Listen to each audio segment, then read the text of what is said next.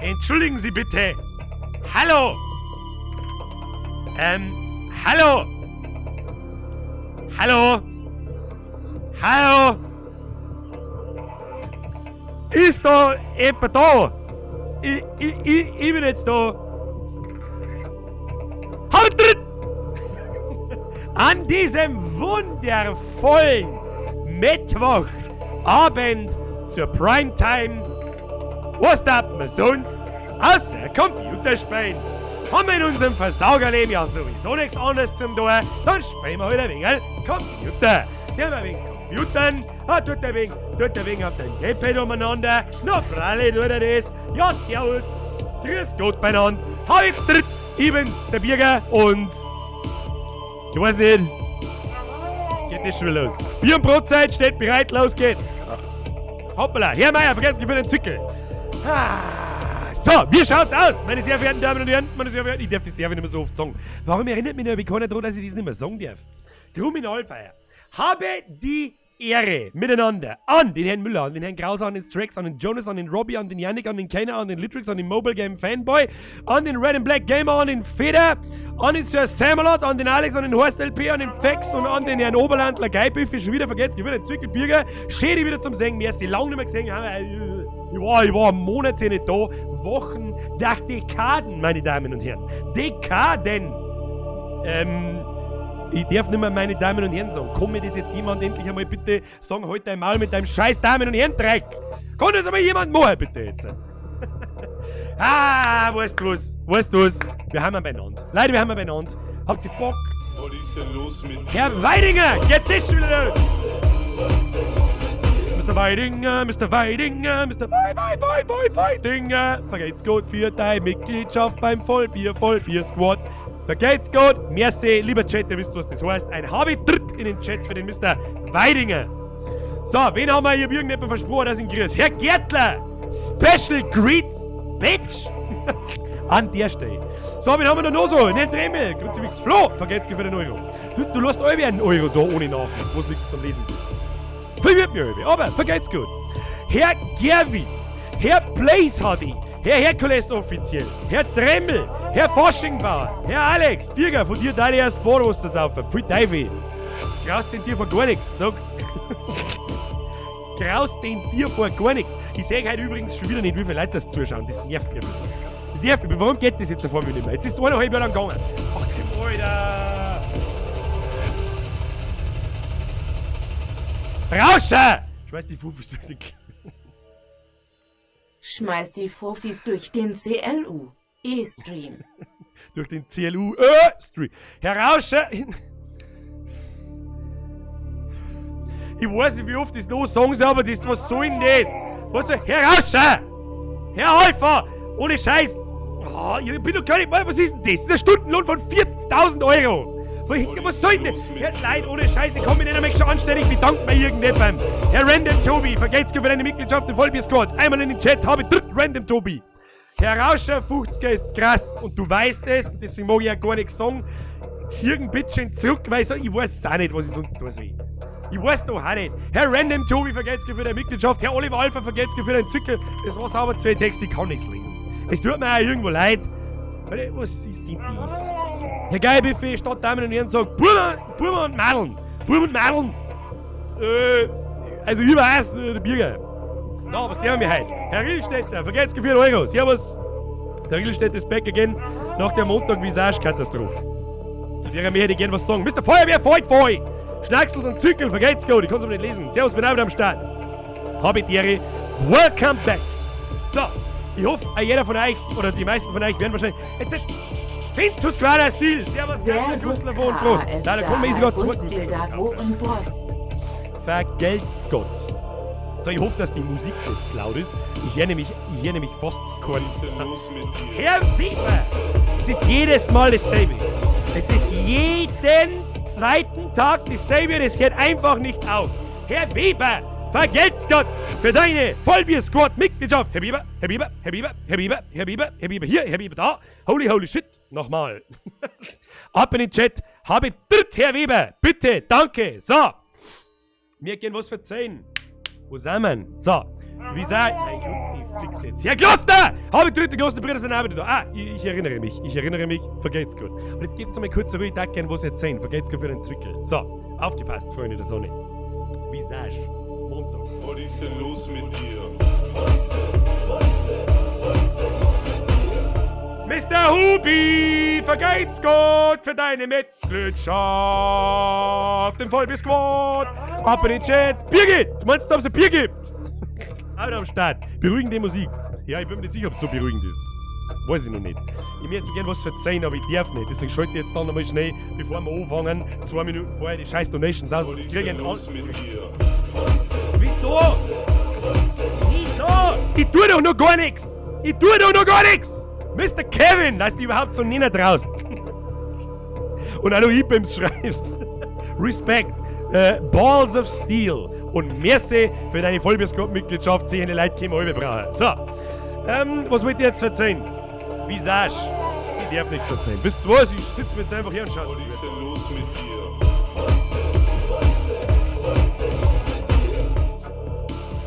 dir? Ja, Katz! Vergesst für deine Mitgliedschaft. Habe ich dritt. Jetzt habe ich leider die Donation nicht gelesen. Wie gesagt, das tut mir wirklich leid, aber merci für den 3,40 € und ja. Ab in den Chat habe ich dritt Mr. Achatz. So, Visage am Montag war schlimm. Letzte Woche war schon schlimm, aber den Montag war noch viel schlimmer. Der Tuber, so, willkommen mein Vollbier-Squad, schönen Abend. Das ist dieser Mitgliedschaftsbutton unten. Aber für den mache ich jetzt nicht nur Werbung, weil sonst können wir überhaupt nicht zum Schmatzen. Vergeht's für den Zwickel 29. Ja, Oliver Alpha, die Musik ist zu laut, okay. Ich bin ein Rasensprenger. Nein, grüß dich, fix leider nicht. Muse ist zu laut.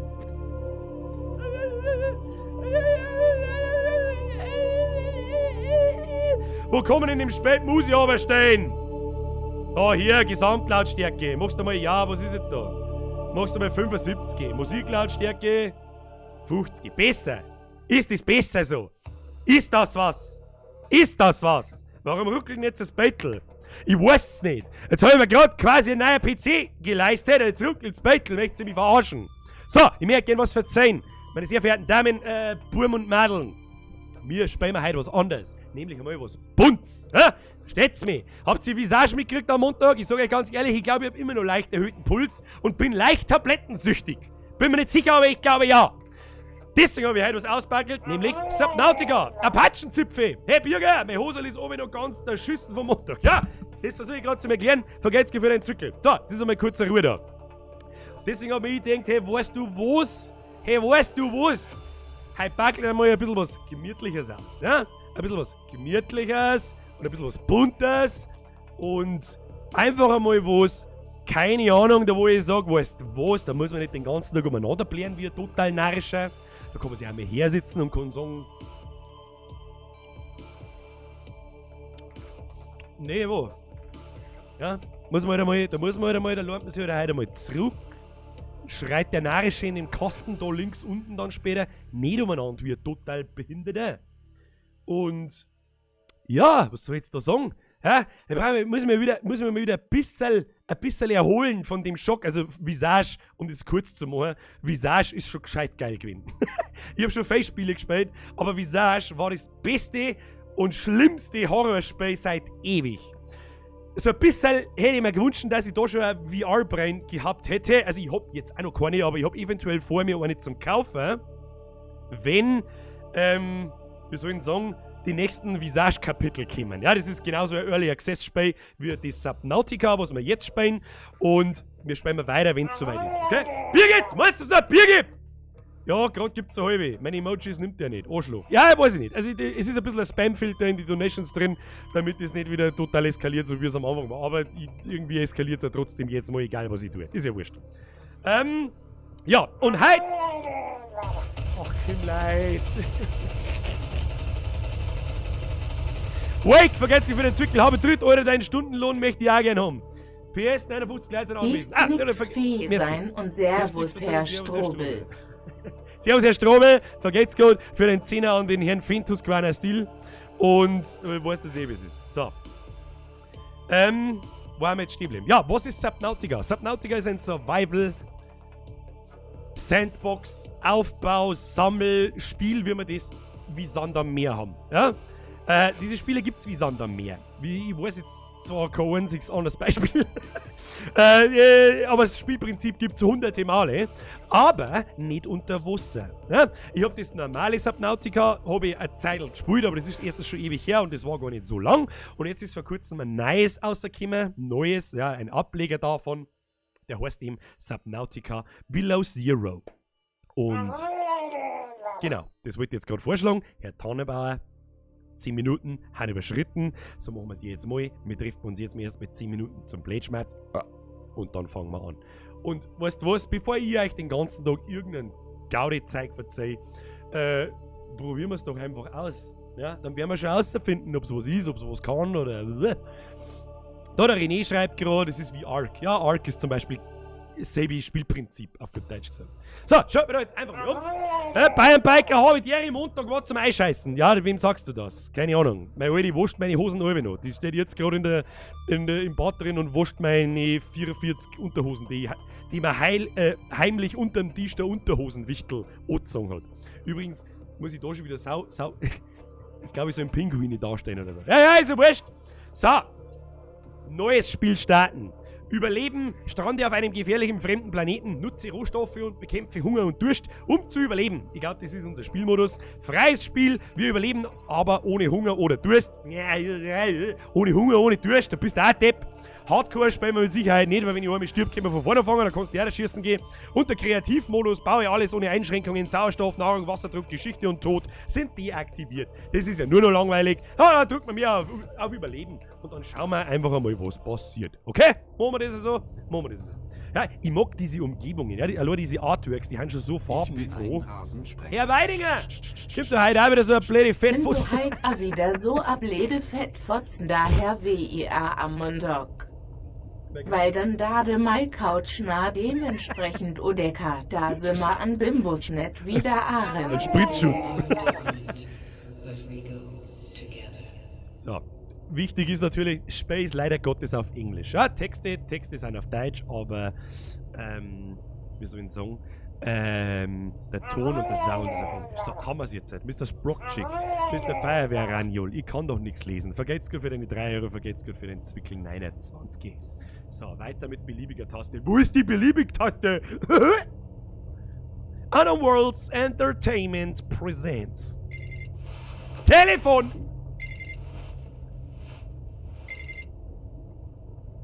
Weil vorher gerade jemand geschrien hat oder geschrieben hat, du streamst glaube ich nicht mit 60 FPS, doch, tu ich schon.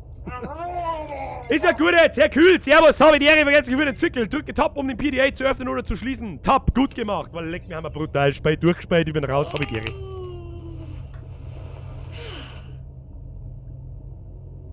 Hat die jetzt gegähnt, die gute Frau? Okay. So, also, es ist auf alle Fälle schon mal First Person, ja, für die Leute, die Subnautica nicht kennen. So, hier. Ultra PDA. Ja, ich habe schon mal kurz eingespielt zum Testen, obwohl sie funktioniert, habe ein PDA schon gefunden. Sonst heißt es wieder, ich bin weiß ja schon was. Herr Geibbuffet, ist jetzt einmal in Ruhe. Es sucht dadurch zum Hange, ich hab halt nur nix drum a. Dann sagt der Hunger zum Dann Durst, sucht was der los, Hange zum Durst. Warst wie Was- OS, das ist mal wurscht. Was du das jetzt gerade ausdenkt. So, oh, schöne Fischschell. Was hat denn das für geile Tschernobyl-Fischschell schon wieder? Weil ich glaube, ich hat es aber im normalen Subnautica auch schon gegeben. Das ist ja dieser Blasenfisch, da kann man, glaube ich, Getränke draus machen und die anderen kann man einfach bloß fressen. Also wir haben ja da auf einem Alien-Planeten, okay? Und was anders zum normalen Subnautica sein sollte, ist, dass das hier jetzt eine Story hat. Also eine Story-getriebene Geschichte also ein bisschen hat. Und nicht einfach bloß, hey, du bist auf dem Planeten, bau etwas. Ja, ein bisschen. Wir wachen da auf irgendeiner Forschungsstation auf. Ob man da irgendwas machen kann, das weiß ich nicht. Das weiß ich nicht, aber da laufen wir jetzt einfach mal rundum. Da laufen wir einfach mal rundum und schauen mal, was da so los ist. Sit. Wow, was haben wir jetzt da? Jetzt haben wir uns hingesessen. Gratuliere mir selbst! So, sagt uns da früher oder später wahrscheinlich schon irgendjemand. Ultra PDA, Download Data, Data Downloads, Weekly Report, Research Base Zero. Was soll jetzt mit dem da? Ja, wer soll denn das wieder lesen? Was ist, ich mit daher sitzt und das lest da, oder was? Please Radio Operations perform. Also, soweit ich weiß, haben wir wieder auf dieser Forschungsstation und aus, fertig, Amen. Ja, jetzt muss ich da mal ein bisschen lauter machen, weil ich um ehrlich zu sein, nix her. Jetzt her ich was. Jetzt. Da musst du gerade mal am Headset dran. Vielleicht sollte ich mir doch ein neues kaufen. So. The Vesper. Was auch immer der Vesper ist. Your eyes in the sky over alien worlds. Okay. Also offensichtlich gehören wir einer Gesellschaft an, die gern Alien Worlds discovered. Ja, wer jetzt natürlich dem Englischen in keinster Weise mächtig ist, so super gut Englisch kann ich auch nicht, aber ich verstehe das meiste, da weiß ich eh. Also der Westwide schreibt, das ursprüngliche Subnautica hat auch einen Storycode, hat's das? Also zu dem Zeitpunkt, wo es ich gespielt habe, hat's noch keinen Storycode. So, wie wir schon sehen, es schaut alles sehr eigentlich, das ist jetzt sehr eine schöne Schneelandschaft. Ja, recht viel, was ist das da oben?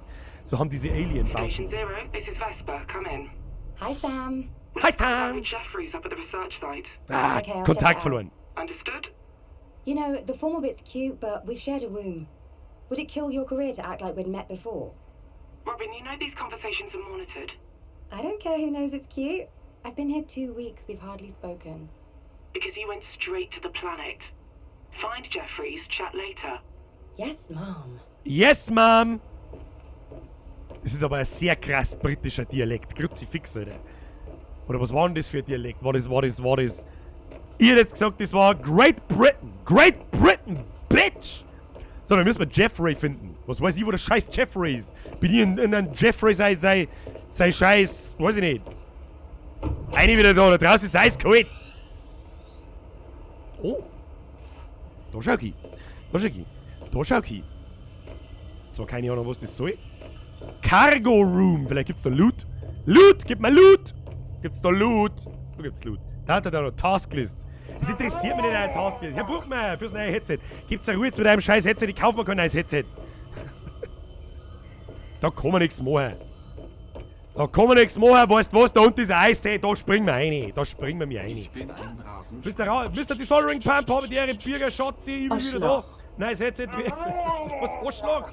Was? Wie Arschlag? Ich kann nichts lesen, Leute. Herr Angerer, nix Spendenaufruf. Ruhe ist jetzt da. So, weiß ich nicht, Eisbach, da springen wir jetzt einfach rein, weil wir es kennen. Oh, wir haben eine Axt. Hoppala, hätte ich vielleicht doch nicht tun sollen. So, wir haben übrigens Flossen. Gib dir meine sexy Legs. Ich glaube nicht, dass man da was tun kann. Der klettert aber schnell. Check auf, du kletterst aber schnell. Das mag ich. Das mag ich so abgedrehte. Also Mitzmenschen wieder. Mein Leute, ich kann doch nichts lesen. Herr Geibiffi, vergeht's gut. Ich muss unbedingt den scheiß Apache ausmachen bei 10 €. Das ist dieser Ton macht mir wahnsinnig. Schrecker heint Habadul auf an geilen Stream. Mr. Mietsman, vergeht's Gott zum 100. Mal. Herzeit bitte schon auf mit den krassen Beträgen und der Herr Geibi für uns auch schon wieder faustdick hinter die Ohren wascheln. Faustdick hinter die Ohren! Faustdick hinter den Mond! Was? Macht einmal was ein Subgoal für ein neues Headset? Nein, nix jetzt ein Subgoal, neues Headset. Ich hab gerade einen Schneemann kaputt gemacht. Nein, jetzt hört's halt auf, Mann! So, Schneemann, vergeht's gut. Hört an, der Wahnsinn. 250, vergeht's gut. So.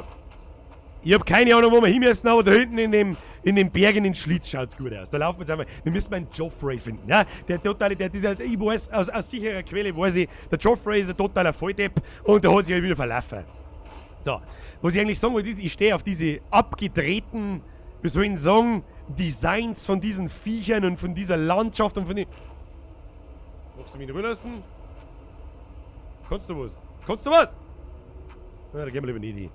Weißt du nicht. Ist so schön bunt. Weißt, da speist Visage und wirst psychisch nur fertig gemacht. Und dann ist endlich mal eine bunte Blume da. Ja? Wem tut die bunte Blume gerade nicht gut? Hm? Das soll mir jetzt einmal irgendjemand sagen. Mir tut's gut. Ich mag's. Und wenn wir jetzt 2 Stunden lang nur durch diesen Canyon laufen, dann bin ich hochzufrieden. Herr Grunwald, vergeht's gut. Kaufst du was? Und da ist das Pipperl nicht abgefriert. Ja, kaufe mir einen Liter Heizöl. Oder 2. Dann friert man das Pipperl nicht ab. So. Jetzt wie lang ist denn der Gang? Was ist denn das da? Ah ja. Gang nimmt schon sein Ende. Blärme! Hey, Blärme! Du schau. Ja, ich hab doch gewusst, dass wir die was deren. Das war so klar. Ich bin schon hier, bevor wir überhaupt. Mr. Great Fox, habe die Ehre, grüß das Land zu und habe die Ehre, grüß das Land da. Ja, eine Enthülle ist scheißegal. Ist ja scheißegal. Schauen wir erstmal, wo wir überhaupt sind. Ja, Leute, es ist einfach unaushaltbar. Es ist einfach unaushaltbar heute sein, Malitz! Ja, Angreiher, holst der GT, vergeht's gut, ich kann sie lesen.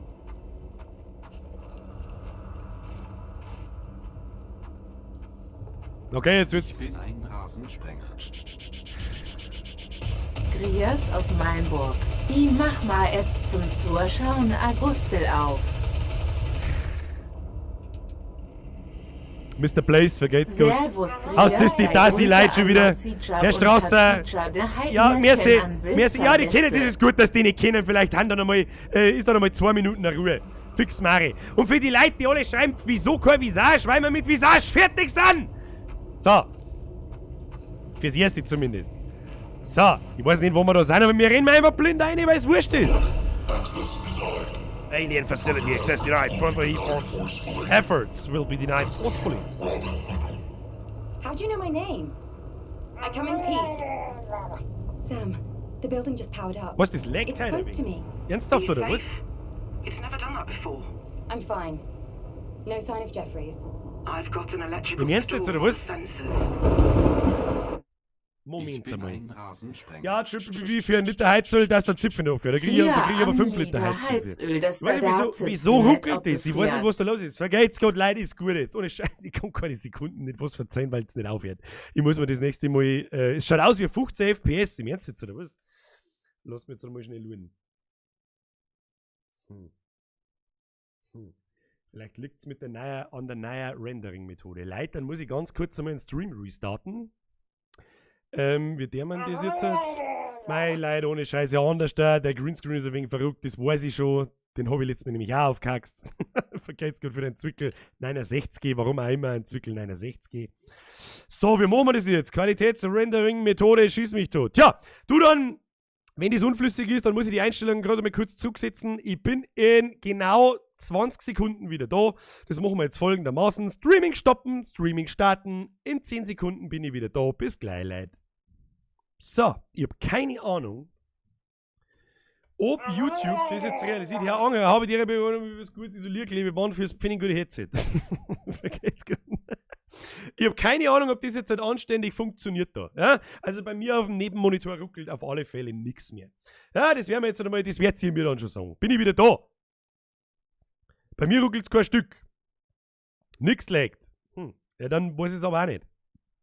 Bei mir hat es aber auch geruckelt. Ich sag's euch, wie es ist. Bei mir auf dem zweiten Monitor hat irgendwie nix, wie soll ich sagen, nix funktioniert. Auf YouTube geht's super, jetzt schaut schon besser aus. Ja, wenn es dann auf Twitch, dann funktioniert halt diese Rendering-Methode, die neue in OBS irgendwie nicht so hundertprozentig auf Twitch. Keine Ahnung, whatever. Bei mir hat es auf alle Fälle auch geruckelt, also hat irgendwas nicht gestimmt. Ich glaube, dass die meisten Konsolenspieler, die wissen ja gar nicht, was 60 Frames sind. So, haben wir jetzt wieder weiter zurück im Spiel. Moment That cabin schon. isn't stable. I want you to get back to... Sam? Arbeitswag. Ja, da ist eine Roboterstimme, die uns den, wie soll ich sagen, die uns verweigert, dass wir da reingehen. Die Frage ist, was passiert ist, wenn wir straight in die Laserlinien einlaufen. Nix. Okay. Was ist das da? Tafel einsetzen. Ja, ich hab gar keine Tafel. Was ist das da? Ein Geheimcode, den haben wir auch nicht. Da liegt aber eine Tafel. Abandoned PDA. Alien Research Site Zero. Was haben wir da? Working Docs. Employee Profile, Sam, Tasklist, was weiß ich. Herr Kick, vergeht's für den Euro. Oh, lecker Kaffeemaschine. Kann man noch Kaffee lassen? Nur mal Kaffee her. Ohne Kaffee arbeite ich keine 5 Sekunden. Check-off. Verstehst mich? Kaffeebox, Modell 40. Scheißkasten, geht nicht. Ja, okay, vergeht's für den Zwickel, weil es gerade so schön ist. Ja, weil es gerade so schön ist. Ich darf aber nicht mehr reagieren, vielleicht wird es dann noch mal ein bisschen mehr. Ein bisschen weniger, so würde ich sagen. Und der Dampfexpress hat recht, PC Master Race. Jetzt wissen wir erst einmal einen 6. Zipfel da. Herr Chaosbayer, Trachtman for life. Trachtman schreibt man mit A. Trachtman mit A. Vergesst für den Zwickel 34. So, jetzt müssen wir das einmal ein bisschen in die Richtung. Passt, oder? Ist ja schon fort da. Der vier machen wir so. Herr Pamminger. So, das ist gut. Das macht überhaupt keinen Sinn, aber das ist gut. So, ich habe keine Ahnung, was wir mir da tun. Und die Verbindung zu meiner Freundin ist abgebrochen. Das ist alles, was ich weiß, ja? Jetzt zurück aus, ich mag doch nicht darin sein, der Alien-Mann lässt uns doch nicht rein. Der lässt uns doch nicht rein. Weg jetzt. Warum denn schon wieder? Geht jetzt die Scheiße mit dem Schrecker schon wieder an, oder was? Mach ich das wieder auf da. Scheißklump verreckt's. Kruzifix. So, was bei Subnautica dazukommt, man kann da ziemlich tief tauchen und da wird es immer finsterner. Und das ist auch gar nicht so ungruselig, fei. Das werden wir, weiß ich nicht, wie weit wir heute kommen, aber schauen wir mal. Du geschissene Blärme, du ziehst mich bloß wieder an. Weiß ich nicht, was das soll. Ich hab nicht einmal eine Waffe oder sonst irgendwas. Was ist da los? Kann man sich da ducken? Nein, kann man nicht. Rauschen! Da hat man sich gerade gürtlich im Bett gemacht und dann kriegt man einen Anruf in der Bereitschaft und muss arbeiten. Das ist das Allerletzte. Das ist wirklich das Allerletzte. Man sucht sich aber auch keine Arbeit, wo man Bereitschaft hat. Das tut man nicht. Herr Rauscher! Kruzifix, hab ich erst recht ein schlechtes Gewissen.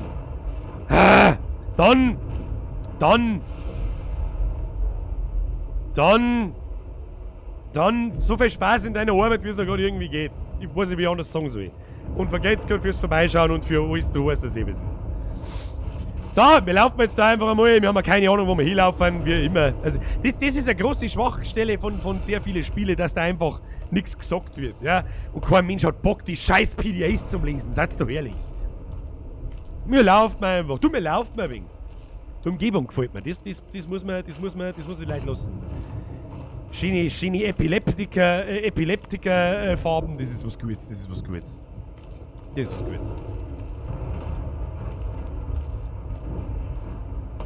Ah, da ist unsere Forschungsstation.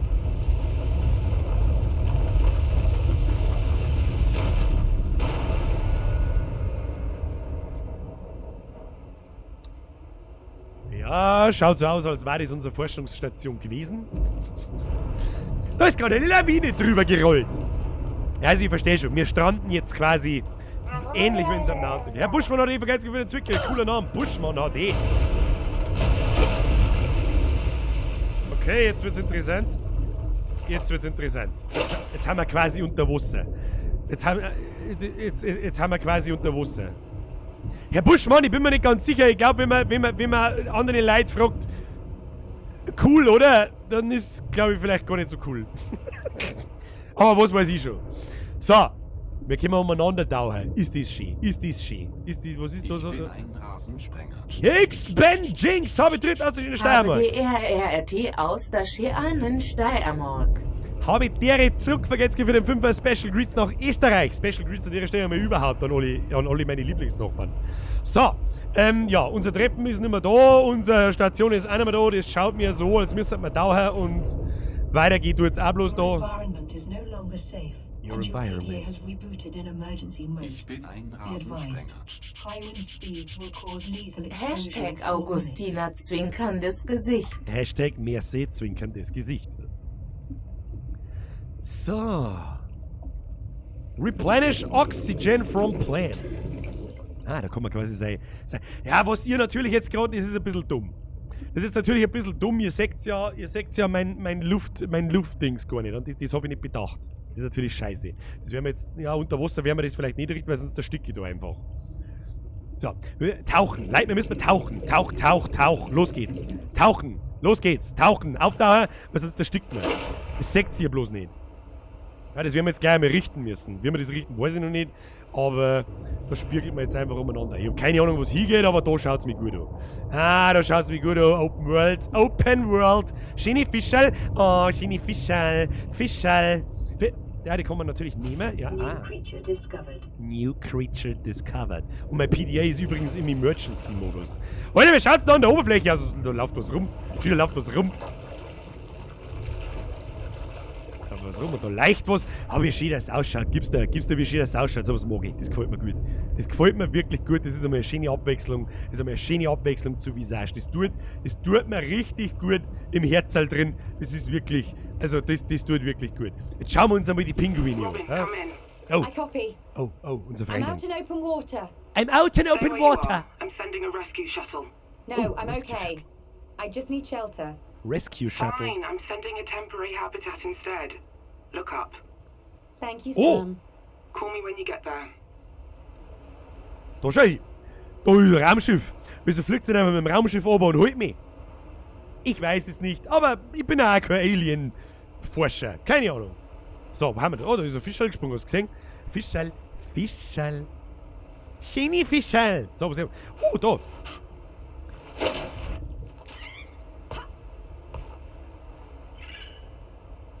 Kannst du was?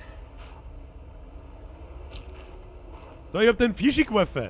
Nee, jetzt lass ihn halt nicht. Ist ihn halt. Da, oh, lecker Baby. Schön. Ein Pangling, den kann man einsammeln. Der Pangling, was kann der? Ich kann doch denen ja eine Panglings nicht klauen. Schau mal so. Das ist, was kann der? Kann der was? Weiß ich nicht. Aber da hinten ist unsere Station abgegangen. Ja, den können wir nicht mitnehmen. Mr. Pangling, da kriegst du ein Fischl. Wie wieder ein Fischl hin. Magst du das Fischl nicht? Wieso bist du jetzt einfach umgefallen? Was stimmt denn nicht mit euch? Wieso bist du jetzt einfach umgefallen, Mr. Pangling? Die sind schon cute. Es ist so finster. Wieso ist das so finster? Da ist ein riesen Mond. Ich weiß nicht, was das soll. Vor dem Schwimmen wieder Tabletten reindüdeln. Stimmt's? Oh, stimmt. Tabletten darf man nicht vergessen. Wir dürfen man vor allem nicht vergessen. Jetzt gehen wir auf Zeiten, da Mr. Pangling. So, verpiss dich. Da müssen wir mir hin. 75 Meter bis zu unserer Station. Das ist quasi eine Markierung, wo wir hin müssen. Was aber noch viel wichtiger ist, dass ihr immer noch nicht seht, wie viel Sauerstoff das ich habe. Ich zieh mir jetzt einmal Padre! Derre, erst einmal Kamera spiegeln und rechts unten in die Ecke. Problem erledigt. By the way, kann man im Spiel eigentlich sterben. Soll ich schon den Counter bereithalten? Das ist ein Müllabfall, ab fürs Müll. Also, das erste, was wir jetzt mit denen ist, das da auf die Seiten umfahren und spiegeln. Wir können das spiegeln. Weiß jemand, wenn wir das spiegeln können? Skelett und Seitenfeld, das Zuschneiden, Pad mit und Maske, Blend, Farbe, Verzögerung, Schärfe. Ich weiß nicht, wie wir das spiegeln. Ich sag's dir, wie es ist. Das probieren wir jetzt einfach mal so. Jawohl, hat's mal Koppel rausgehauen. Passt. Also, so schaut doch das ganz gut aus. Und dann seht ihr quasi auf der anderen Seite hinten, da hinten, wie viel Sauerstoff das ich hab. Wie viel Leben, wie viel Hunger und wie viel Durst. Ja? Das ist doch vielleicht ganz förderlich. Ja? Da sagt man mal wieder, wie gut, dass ich vorbereitet bin. Wie eine frisch polierte 1 nämlich. Wie eine frisch polierte 1 nämlich. So.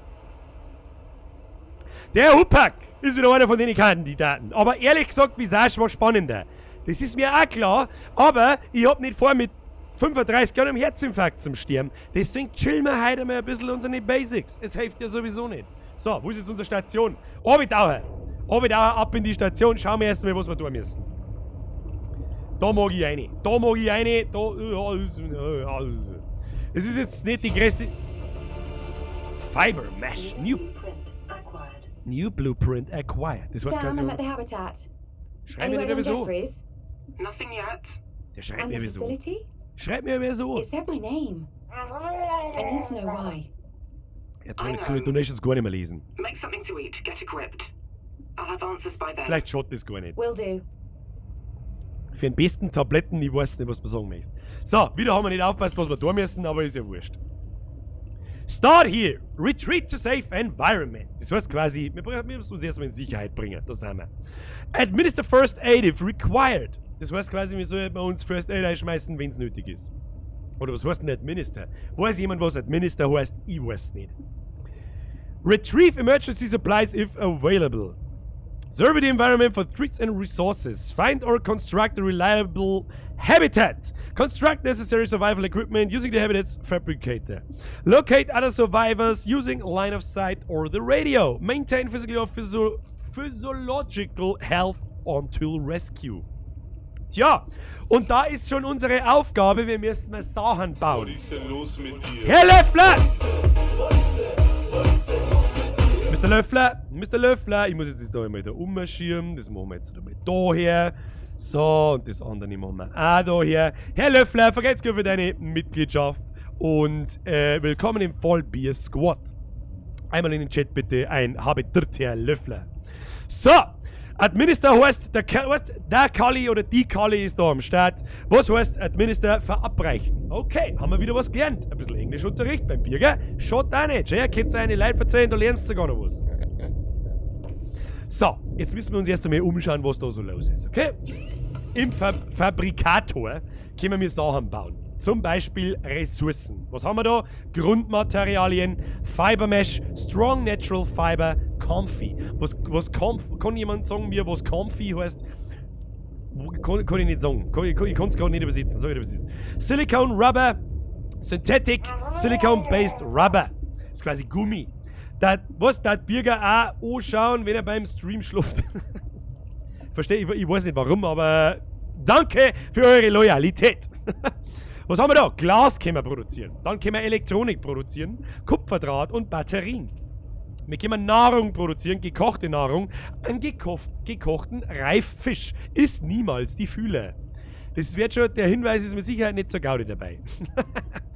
Gepökelte Nahrung, gepökelter Reiffisch. Das heißt, da brauchen wir eine Salzablagerung dazu.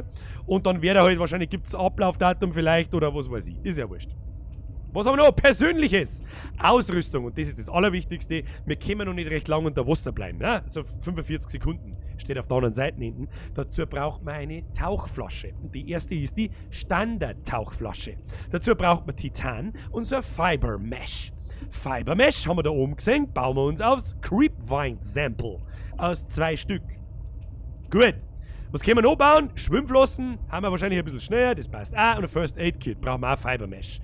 Ja. Ich würde sagen, wir brauchen auf alle Fälle erst einmal einfach alles. Deswegen werden wir jetzt einfach einmal ein bisschen umeinander tauchen. Und einsammeln, was wir finden. Wasserdichter Behälter, den brauchen wir nicht. Was haben wir auf der anderen Seite? Einen Vorrat. Das heißt quasi, das ist unser Vorratskisten und unser Inventar. Da können wir einen Haufen Zeug machen. Unsere Blueprints, das sind unsere Pläne, was wir so bauen können und so weiter. Was ist denn los mit dir? Herr Weidner! Mr. Weidner! Vergeht's gut! Da schreiben so viele Leute F. Warum? Was ist mit F? Vergeht's für deine Mitgliedschaft im Vollbier-Squad, Mr. Weidner. Ihr wisst, was zum Tor ist. Ab in den Chat. Ein Habitritt, Mr. Weidner. So. Wir kommen jetzt da raus. F. Wieso schreiben so viele Leute F? Ich meine, jetzt muss ich F drucken. Muss ich F drucken? Nein, muss ich nicht. Naja, gut. Dann darf ich einfach einmal sagen, schwimmen wir doch einmal herunter. So, wie man sieht, Sauerstoff wird weniger und dann liegen da überall so Sachen rum. Ein Gravitationsfallenfragment. Das können wir noch nicht brauchen. Da glaube ich, brauchen wir einen Scanner, wenn wir nicht täuschen. Und dann müssen wir die Storndal da einsammeln. So. Fischerlein gesammelt. Ein Ei. Das ist aber ein seltsames Viech. Als Ei. Du gehst daher. Wir sammeln mal alles ein, was wir finden. Was haben wir da noch so? So, 18 Sekunden, dann müssen wir schon wieder auftauchen. Das ist aber nicht recht lang. Das ist aber wirklich nicht recht lang. Leute, da darf man zuschauen. Da darf man mir zuschauen, dass wir auch Sauerstoffflaschen kriegen. So, ist wieder aufgefüllt. Los und weiter geht's. Wir haben da aber eine Scheißposition. Da gibt's ja gar nichts. Warum gibt's da nichts? Ja, Ei. Was soll ich denn mit dem Ei? Lassen wir das Ei aus jetzt da. So, diese Breckerl müssen wir so. Das war Titan. Was haben wir jetzt da? Achtung, Inventar. Fischl, Titan, Kupfererz. Okay, das ist okay. Und einen Scanner müssen wir uns bauen. Das sind aber die ersten Grundmaterialien. Der Tommy K. Vergeht's gut für den Euro an dieser Stelle. So, Titan. Oh, die Blasenfische sind nicht, sind gar nicht so unwichtig. Da, was liegt da umeinander? Quarz, können wir auch brauchen. Da glaube ich, können wir Glas draus machen. Oxygen, Leute. Oxygen. So, und wieder auftauchen und oben. So, ihr merkt schon, das wird nach ziemlich kurzer Zeit wirklich ziemlich lästig. In dieser. Wie schön, dass das da ist. Oh, da ist ein Fischl, das uns essen möchte. Das ist nichts. Da schwimmen wir gleich wieder davon. Warum schreiben denn alle F? Druck auf F13. Ich weiß nicht, was F13 ist. F13 gibt es doch gar nicht. Ich weiß nicht. Es gibt schon viel geistig behinderte Leute. Ich weiß, aber komplett geistig behindert bin ich auch nicht. Was F bedeutet, weiß ich nicht. Was wir mit dem F auf alle Fälle sagen wollen. So, ganz tief tauchen. So, mehr Titan. Nochmal Kupfererz. Das können wir alles brauchen. Oh. Oxygen. Was sind das für Viecher da? Wir müssen auf, sonst sterben wir! Das war aber ein kurzer Spaß! Nicht sterben! Nicht das Licht ausgehen! Nein! Ja, geht schon. Puh! Das war knapp. Aber da tauchen wir sofort wieder runter. Habe ich übrigens schon mal gesagt, dass das da oben tauchen und das Finsterwerden eigentlich auch ziemlich klaustrophobische Zustände hervorruft. Habe ich das eigentlich schon mal gesagt? Also das ist ja jetzt noch nicht schlimm. Es geht ja darum, wahrscheinlich auch wieder, bestimmte Welten... Was tut denn da so?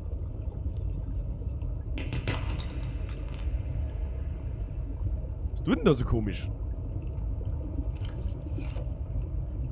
Was tut denn da so komisch? Oxygen! Ich scheiß auf Oxygen! Na, tu ich nicht, das war gelungen. So. Ich hab schon gesehen, wir müssen da mal irgendwo umeinander tauchen, wo es ein bisschen netter an der Oberfläche, da muss ja alle 2 Sekunden auftauchen.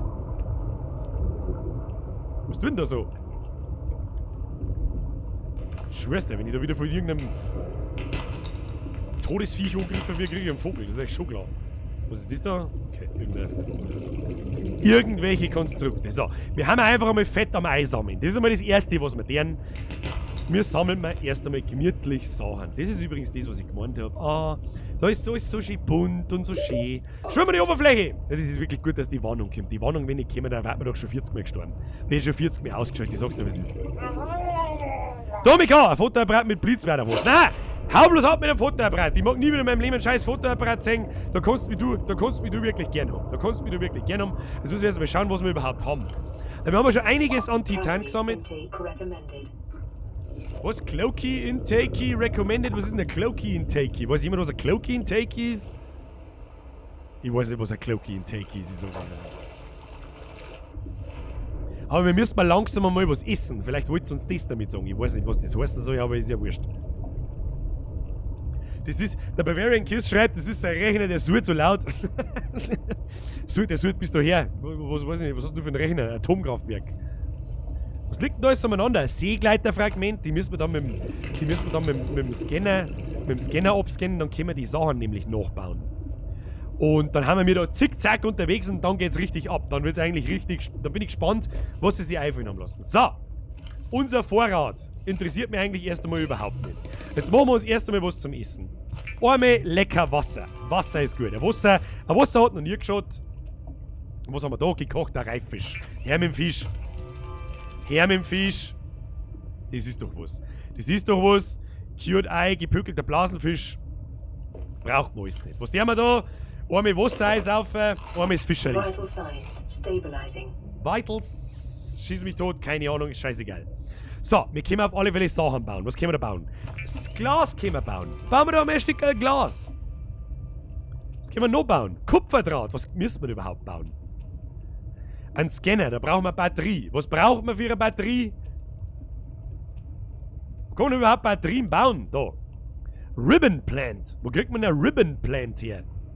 Das weiß ich nicht. Was kann man da noch so? Ein Messer, Silicone Rubber. Wir brauchen einmal so Silicone Rubbers, so Creepvine Seed Clusters und Fiber Mesh. Dann holen wir uns einmal Silicone Rubber, dann bauen wir uns einmal ein Messer. Das ist einmal das erste, da die vorschlagen. Oder? Messer. Weil Titan haben wir, Silicone Rubber haben wir nicht. Dann Exit the Base. Und wenn mich nicht alles täuscht, dann war das an so längliche Pflanzen dran, dieses Rubber-Zeug. Ja? Und es leicht so komisch rot. Wie man das dann da oben kriegt, ob man da schon ein Messer braucht, weiß ich nicht. Und alle Sterne auf dem Weg, den nehmen wir natürlich mit. Daisy Junior! Irgendwie fehlen mir die Predator-Geräusche schon ein bisschen. Ich glaube, die kommen nur früh genug. Ich hab so das Gefühl, die kommen nur früh genug. Bis dahin ist alles einmal ein bisschen gemütlich. Ein bisschen Quarzei sammeln. Ein bisschen Quarzerlei sammeln. Ich bin ein Rasensprenger.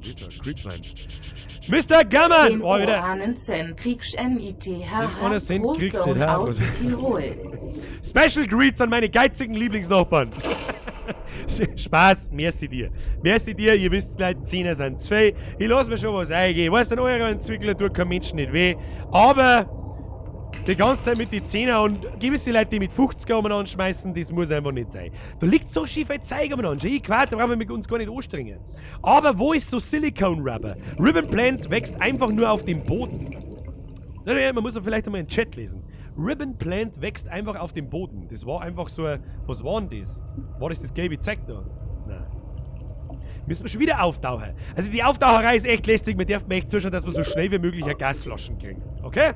So. Ribbon Plant wächst einfach auf dem Boden. Wie hat denn die ausgeschaut? Da werden wir jetzt einmal nachschauen. Wir schauen die Ribbon Plant genau aus. Okay? Das für Batterie wächst irgendwo am Boden. Das ist schön, dass wir das sagt. Das ist gut, dass ich euch habe. Was da die ohne euch stundenlang irgendwo anschwimmen und keinen Plan haben von nichts. So. Wo haben wir? Nein, das ist nicht. Doch, da. Creepvine Seed Dingsbums. Habe ich dort. Grüße aus. Bitte Jesse von mir. Feuerwehr Foi Foi. Special Grüße an Jesse von der Feuerwehr Foi Foi. Vergesst, gewinnt wirklich. Was haben wir? Creepvine Seed Cluster. Was haben wir? Creepvine. Das Ribbon, was weiß ich, Silicon Rubber. Zeigt, wächst am Boden. Das sind so komische rote Gackerl. Da schau hin. Die roten Gackerl da. Die wachsen doch nicht einfach am Boden, oder? Die wachsen doch nicht einfach am Boden. Und wen dann wo? Ah, da ist was wir brauchen können. Das habe ich vorher auch schon gesehen. So komische gelbe Pflanzen. Haben das die vielleicht nicht mehr brauchen? Wer weiß das schon. Überall liegt Zeug am Namen. Wir müssen alles einsammeln. Wir müssen so viel einsammeln, Leute. Wir haben nämlich die Sammler. Die Sammler. Ich sammle hier jetzt. Ribbon Plant. Da schau her. Und Fischi. Fischi, wo bist du jetzt? Hier, Fischi. Fischi. Fischi. Fischi. Versteck dich nicht. Da gehst her. Da. Storndal, können wir auch brauchen. Oh, das Fischi haben wir auch noch gar nicht gehabt. Nehmen wir an. New creature discovered. New Creature discovered. Ein Boomerang. Oxygen. Der Oxygen-Scheiß, der nervt mich gescheit. So, die Ribbon Plants, die haben wir schon gefunden, haben die quasi in so kleine Höhlen drin. Das ist schon geil gemacht. Hat eine nette Atmosphäre da zwischen so Höhlen umeinander tauchen und so. Das wird später sicher, wenn wir mal ein bisschen tiefer tauchen können, wird das sicher interessanter. Time! Es gibt eine Gasflasche zum Craften. Vielleicht eine noch größere. Es gibt mit Sicherheit nur eine größere, das weiß ich vom normalen Subnautica, dass du die dann da Stück für Stück steigern kannst, quasi. So, jetzt haben wir gleich wieder out of Oxygen. Oxygen. Ja, Oxygen, dein Mann! So, haben das da so Ribbon Plants? Nein, sind's nicht, gell? Aber wir haben ja jetzt ja so Zeug gefunden. Jetzt können wir da auf dem Rückweg noch alles mitnehmen, was wir irgendwie finden. So, Blasenfischerl nehmen wir mit, Fischi. Fischi, weiß jemand, ob das Zeug da eigentlich dann wieder spawnt, also so Storner in der Umgebung, oder ob's das dann war? Weiß das jemand? Blasenfischi, du gehst her. Was haben wir noch? Haben wir noch ein Fischi? Nein, haben wir kein Fischi mehr. Keine Fischi. Fischi. Der Fisch ist fishy. Kann man da unten eintauchen? Ah, nein, kann man nicht, dann gehen wir halt da rein. So. Vorrat ansehen. Holy shit, wir haben ohne Ende Zeug. Das ist ja der Wahnsinn. Jetzt kochen wir uns erstmal einen sauberen Bumerang. Gekochter Bumerang, der hat aber noch nie geschaut. Blasenfischer, scheiße, das Blasenfischer hätte ich für Wasser brauchen. Herr Gammann, vergesst wieder den Euro und den Cent. Geizig, sagt ihr. Hashtag Geldgeiler Wichser. Haben wir jetzt soweit, dass die Leute Sachen merken, was ich in die letzten Streams sage. Hashtag Geldgeiler Wichser. Hashtag, aber jetzt wird bloß eine Bull gesucht. So. Nun wird man eigentlich ganz was anderes machen. Creepvine Sample. Was soll mit dem Scheiß? Minga, Alter! Hey, ich hab Hunger! Fangen wir mal Fischi! Ja, nix geht über Fischi. Oh, eine Batterie. Schau hier. Eine Batterie. Jetzt können wir eine Batterie bauen. Für was? Weiß ich noch nicht, aber eine Batterie haben wir schon mal auf der Habenseite. Okay?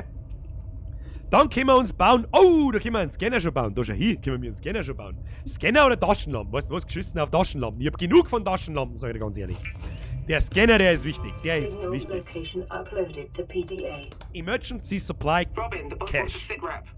I'm cold, I lost all my gear, and I'm no wiser to what's going on. But I'm alive. But And I'm alive. authorize another Ich bin drop. ein Rasensprenger. Hold Mr. on. Max! There's an emergency Vom cache. Stream nicht Hasn't been vergessen. touched since the scouts landed Was? 6 months ago. Could be useful. Send me the cords. On your HUD. Und dann. Also folgendes ist jetzt passiert. Erst einmal Mr. Max. Grüße an alle und an Luken vom Stream nicht vergessen. Was an Luken vom Stream? Keine Ahnung. Vergelt's für den 5er Mr. Max. So, unsere Freundin hat uns angerufen. Und es ist da a wild emergency supply cache appeared. Perfektes Timing. Ludwig Bruckmeier, vergelt's gut. How much is the fish? How much is the fish? Das ist eine gute Frage. Hat man das eigentlich seit dem Lied jemals rausgefunden, wie viel der Fischi ist? How much is the Fischi? So, ansonsten können wir uns eigentlich nichts sehr Sinnvolles bauen, außer Wasser. Das nehmen wir mal mit. Das ist einmal wichtig. Wasser ist wichtig, vor allem wenn wir längere Reisen unternehmen. Und dann gekochte Nahrung. Haben wir noch einen gekochten Reiffisch, das ist gut. Den hauen wir uns jetzt gleich einmal sauber ins Fressbrett. Und Glas, brauchen wir Glas? Ja, können wir machen. Ja, für was brauchen wir Quarz? Sonst haben wir so viel gefunden. Dann machen wir ein wenig Glas. Ein wenig Glas, das hat er den schon nie geschaut. Und was haben wir da? Ein Kupferdraht. Beim Kupferdraht bin ich mir noch nicht sicher, ob wir den brauchen. Den Rest sparen wir uns. Jetzt hauen wir uns erstmal sauber ein Fraß ein. Hier, Fraß, noch mehr Fraß. Und ein bisschen Wasser. Jawohl, und noch mehr ein Fraß, weil es eh scheiß wurscht ist. Und einen Scanner, der wir uns auf 1. Und dann haben wir einen Scanner. Schau, oh. Unser erstes gecraftetes Teil. Leider Gottes bin jetzt ich da natürlich über dem Scanner drüber, aber das ist ja wurscht. Liken, nicht luken. So meinst. Liken. Hey, ja, ich würde sagen, bei der vollen Stunde schauen wir mal, wie viele Leute das da haben und dann überlegen wir uns mal, ob das Spiel überhaupt etwas ist oder nicht. Johannes, habe ich Drittbürger, hast schon mal The Isle gespielt. Ziemlich gut, muss ich sagen. The Isle, nein, habe ich noch nicht gespielt. Kann man sich auch mal anschauen. Wer weiß. Vergelt's für den Fünfer an dieser Stelle. So, was mir aber gar nicht gefällt, ist, wenn es da so finster ist. Ja, das mag ich gar nicht. Was ist das? Boomerang. Mr. Boomerang, ich mag einen Boomerang jetzt gerne so. Wir können jetzt quasi diese Schiffsteile da scannen. Bam! Gravitationsvollen Fragment gescannt, Gesamtfortschritt 50. Das heißt quasi, wir müssen 2 sichere Teile finden und dann können wir dieses Ding bauen. Das ist quasi der Sinn dahinter. Du findest da irgendwo am Schiffsgrund, am Meeresgrund lauter so einzelne Teile, die halt verstrahlt sind von einer Katastrophe und kannst dir dann die Sachen dann bauen. Seegleiterfragment gescannt, Gesamtfortschritt 33%. Heißt, wir brauchen 3 Teile. Aber unsere Freundin hat uns doch da hier was markiert. Emergency Supply Cache. Ja, und da werden wir uns jetzt aber hinbegeben. Okay? So, da tauchen wir jetzt einfach hin und auf dem Weg dorthin nehmen wir alles mit, was wir finden. So, Rubber Plants warten mal nochmal geil.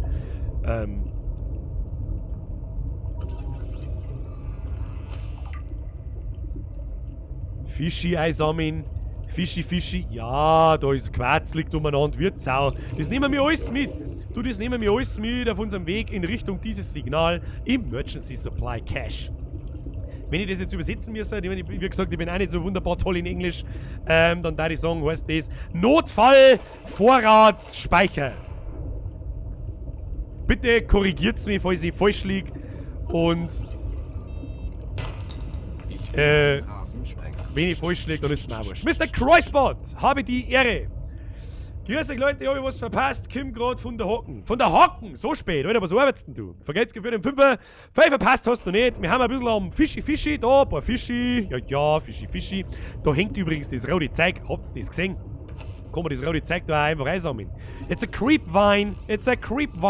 Scan the Creepvine. Ich weiß nicht, was heißt ein Creepvine? Kann bitte jemand in den verdammten Chat einschreiben, was Creepvine heißt? Ich weiß nicht. Ich weiß irgendwie, was bedeutet Creep, aber ich finde kein deutsches Wort dafür. Also ich kann damit auch nichts anfangen. Wahrscheinlich werden wir da ein Messer brauchen dafür. Mr. Time, vergesst für den Euro. Bau da bitte gar schön auf Lader, da hast mehr Gaudi unter Wasser und schwimmst weniger. Was? Bau da bitte gar schön eine Gasflasche.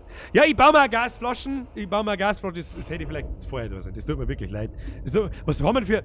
Ist das ein Auge? Was ist das? WTF ist das?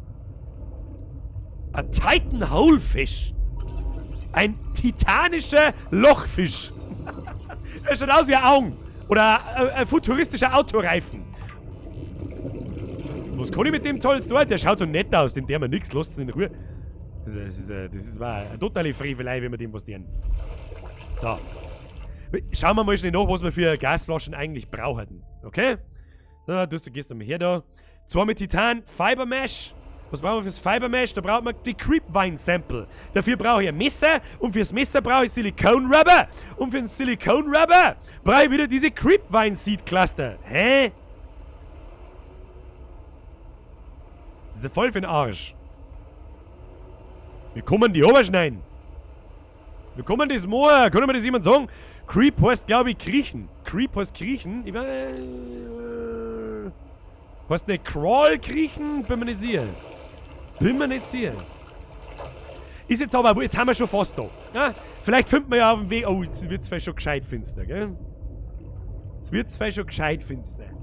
Und das hat schon eine sehr, sehr, sehr seltsame Atmosphäre dann. Vor allem, wenn du ganz tief unten bist und so. Ja. So, ist mir jetzt scheißegal. Wir schwimmen da jetzt einfach hin und schauen mal, was da gibt. Gibt's da was? Tauchflasche mit hoher Kapazität. Ja, da können wir gleich eine gescheite bauen. Jetzt müssen wir da sowieso erst einmal aufhören. Und da, das rote Zeug, das da dran hängt, das braucht man. Das braucht man. Das müssen wir rausziehen. Hey, bleibt nicht am Eisberg hängen. Sind wir da nicht als Titanic unterwegs. So, das muss man doch irgendwie oberbauen können. Ja toll, man kann es einfach einsammeln. Gut. Sollte man vielleicht auch jemanden sagen können, dass man den scheiß Scanner wegstecken muss, dann kann man das Zeug einsammeln. Warum kann ich das jetzt... Was, wir haben ein voll! Spitzt du! Herr Time! Die Creepvine-Siedklasse sammeln ein wie im ersten Teil. Hab ich nicht gewusst. Ich hab nicht gewusst, dass man nichts einsammeln kann, währenddessen man einen Scanner in der Hand hat. Das hab ich nicht mehr gewusst. Man muss auch dazu sagen, Subnautica ist sehr lang her, wie ich das gespielt habe. Da war Subnautica selber noch in der Early Access. Und zwar ziemlich früh. Und mit ziemlich früh meine ich ziemlich früh. So, gibt's da sonst irgendwas Tolles? Bisschen ein Quarz. Naja, wir können nichts mehr mitnehmen. Gut, Leute, dann hilft's nichts. Dann schwimmen wir wieder zurück und bauen wir uns die Gasflaschen und das Messer und den ganzen Scheiß, den wir brauchen. Dann können wir mal länger unter Wasser bleiben. Vielleicht noch ein paar Flossen, dann haben wir Schnee. Und vielleicht gibt's noch ein paar Seegleiter. Herr Smurfin! Hallo, ich bin hier der hilfreiche Schlumpf. Das Creepvine-Sample kannst du ganz normal sammeln ohne Werkzeug. Es tut mir jetzt fast ein bisschen leid, dass es jetzt quasi ja gerade eine Salzablagerung. Da werft man doch einmal ein bisschen einen Quarz weg, damit wir das einsammeln können. So. Oh, dieser Pingu! Pingu! Bunter Penguin! Penguin! Ich sehe schon, ich bin sauber fasziniert von dieser Umgebung, weil es ist so super fresh und Creep. Der Darth Alien hat Ahnung schon, ja? Aber das ist wahrscheinlich gegoogelt worden. Aber Creepvine heißt so viel wie Kletterranke. Das hat sicher Sinn ergeben, zumindest. Das mit dieser Krabblerei quasi, also so Kletterkrabbeln, Creepen, also rumcreepen. Ich weiß nicht, wie das ich weiß halt nicht, mit was für einem deutschen, vor allem hochdeutschen Wort, da tue ich mich noch schwerer, dass ich das übersetzen darf. Kann ich nicht sagen. Kann ich nicht sagen, Leute. Ist aber auch völlig Banane. Wir haben aber was gelernt. Creepvine heißt Kletterranke. Ich glaube, das ist eine ganz gute Übersetzung. Hört sich vernünftig an für mich in meine Arbeitsstelle. Birge, bitte zock den kompletten ersten Teil noch mit durch. Was? Das erste Subnautica. Du, wenn da der Content gar ist, warum nicht? Wenn ihr Bock auf diese Art von Spiele habt, dann sowieso sehr gern. Das Problem an dieser Art von Spiel ist, es ist halt unendlich. Ja, das können wir spielen, bis wir grau laufen. Wir müssen mal was bauen und zwar Silicon Rubber. Okay? Wir brauchen Silicon Rubber und ich bin mir ziemlich sicher, dass wir da mehrere davon brauchen werden. Das macht sogar zweimal Silicon Rubber, das ist gut. Wir machen auch zweimal Silicon Rubber. Und wir haben ein neues, Element, nämlich Schmierstoff. Können wir mit Sicherheit nachher auch brauchen. Was haben wir jetzt da? Standard Gastank, Titan, Fiber Mesh. Machen wir ein bisschen Fiber Mesh. Na, wir brauchen ein Messer, dann können wir diese Ranken abschnipseln und dann können wir uns diese Tauchflasche bauen. So, man muss nur schauen. Oh, Schwimmflossen! Sollen wir uns die Schwimmflossen einmal bauen? Dann bauen wir uns einmal Schwimmflossen und einmal das Messer. Ich glaube, das schaut gar nicht. Und wo noch mehrere so Rubber war, das wisst man auch, dann bauen wir uns Schwimmflossen und dann haben wir schneller wieder Toten. Verstehst? Dann bauen wir nochmal Silicon Rubber. Wir müssen jetzt ein bisschen was einlagern, weil sonst können wir wieder nichts mehr mitnehmen. Das ist ja alles Sarkase sonst, weißt? Das ist ja alles Sarkase sonst. Wir haben ein bisschen Fischi-Bratzeln, ein wenig Fischi, ein bisschen Fischi. Das ist einmal ganz was Tolles. Haben wir schon.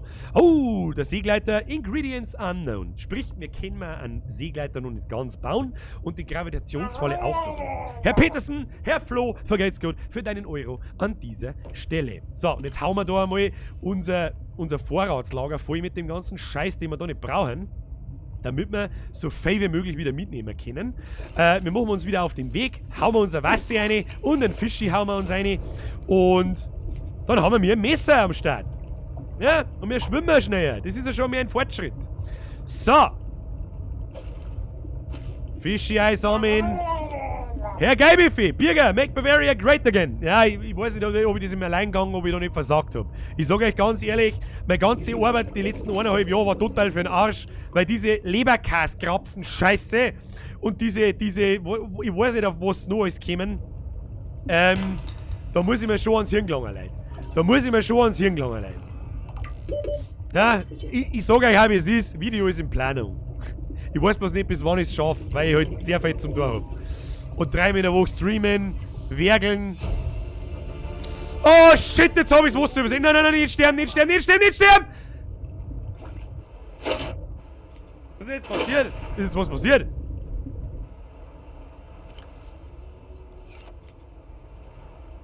Der Bildschirm war doch schon schwarz. Freunde der Sonne, der war doch schon schwarz. Ja, ist wurscht. Wenn wir nicht gestorben sind, alles gut. Weiter geht's. Taucht wird. Wir haben übrigens noch mehr ein Fragment gefunden. Fragmente sind gut. Und jetzt schwimmen wir einfach nochmal in die Richtung von dem Emergency Supply Cache und schauen wir, ob wir da nicht vielleicht nochmal Sachen finden, die wir brauchen. Eisamen! Ein bisschen Titan, jawohl. Ein bisschen Kupfer, jawohl. Nochmal ein bisschen Titan. Die verdammte Tauchflaschen war schon wichtig. Oxygen. Bei dem Game bin ich die nächste Zeit raus. Mr. Fotografisch, das tut mir natürlich leid. Es ist natürlich ein bisschen andere Art von Spiel. Hat mit Visage nichts zu tun. Mit Resident Evil hat es auch nichts zu tun. Es ist halt einfach einmal ein bisschen gemütlicher. Schneide die Schlingpflanze mit dem Messer. New blueprint acquired. Ha, da schon her. So viel Creepvines. So viel Creepvines. Du, die wachsen nicht direkt vor der Haustür. Du, die schnipseln wir mir uns her. Die haben wir uns jetzt sauber hergeschnippt und dann, du, das klang da überall. Das klang da überall. Oh, leck mir das. Oxygen. Nicht schon wieder Oxygen. Also das mit der Luft, das nervt gescheit. So, ich hab schon wieder übrigens total vergessen, was wir überhaupt brauchen. Mehr so Rubberzeug, glaube ich. Und das gelbe Klump, das wir gerade abgeschnitten haben, glaube ich, aber das werden wir jetzt gleich ausfinden. Na, da müssen wir nicht. Da müssen wir. So, jetzt schauen wir mal. Was haben wir da? Pfadfinderwerkzeug. Setzt holographische Pfadfinderscheiben aus. Wird verwendet, um einen Weg aus Höhlen zu markieren oder aus Bereichen, in denen die Orientierung schwerfällt. Höchstens 20 Scheiben pro Pfad. Okay. Der Airbladder Emergency Flotation Device. Das ist quasi so eine Art Schutzwesten. Da drückst also keine Ahnung, du ziehst quasi an, dann kriegst du Blodern und dann machst blub und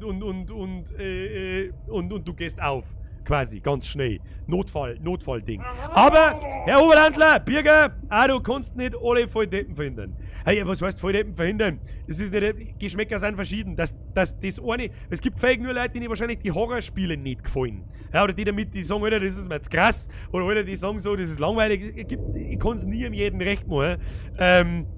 Und ich muss ganz ehrlich sagen, ich hab Bock auf Subnautica. Dann spielen wir es einfach. Wenn ihr da Bock drauf habt, bitte. An dieser Stelle mal. Ich sehe leider Gottes gerade nicht, wie viele Leute das wir sind. Deswegen muss ich jetzt da kurz einmal schnell einschalten und schauen. Wer ist da? Der böse Gott? Zwickel, vergeht's gut. Haben die Penglings eigentlich Knierschein? Das ist eine Frage, derer werden wir auf den Grund gehen. Haben die verdammten Penglings eigentlich Knierschein? Wenn das nicht mal die wichtigste Frage des Abends ist, ja fucking fuck, schissels fuck, dann weiß ich es auch nicht. Wo haben wir denn überhaupt? Weißt, leider Gottes funktioniert mein Programm dann nicht mehr anständig. Ich sehe nicht, wie viele Leute das da haben, deswegen kann ich mich nicht bedanken. Und überhaupt und sowieso. So, es sind knapp 1000 an dieser Stelle. Meine sehr verehrten Damen und Herren, jedes Mal zur vollen Stunde, wir haben zwar schon ein bisschen überzogen, aber das ist ja wurscht.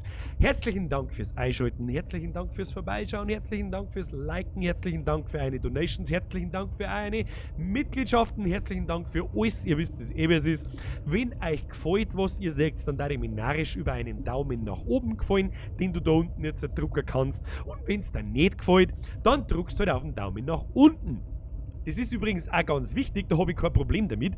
Wenn euch das Spiel nicht gefällt oder wenn euch das nicht gefällt, wie ich es mache oder sonst irgendwas, dann lasst einen Daumen nach unten da. Ja? Dann werde ich darauf reagieren, dann werden wir was anderes spielen. Hilft nicht! So, an dieser Stelle von ganzem Herzen, Vollbier Squad, vielen, vielen herzlichen Dank. Jetzt geht's weiter. Wo haben wir stehen geblieben? Wir wollen mal unsere Standard-Tauchflasche Fiber Mesh. Können wir jetzt... Oh, Fiber Mesh. Oh, we're doing the Fiber Mesh. Do the Fiber Mesh. I'm gonna do the Fiber Mesh. Fiber Mesh. Fiber Mesh. Kann man diese scheiß Pflanzen eigentlich für noch irgendwas anderes brauchen? Ich hoffe nicht. Standard-Tauchflasche!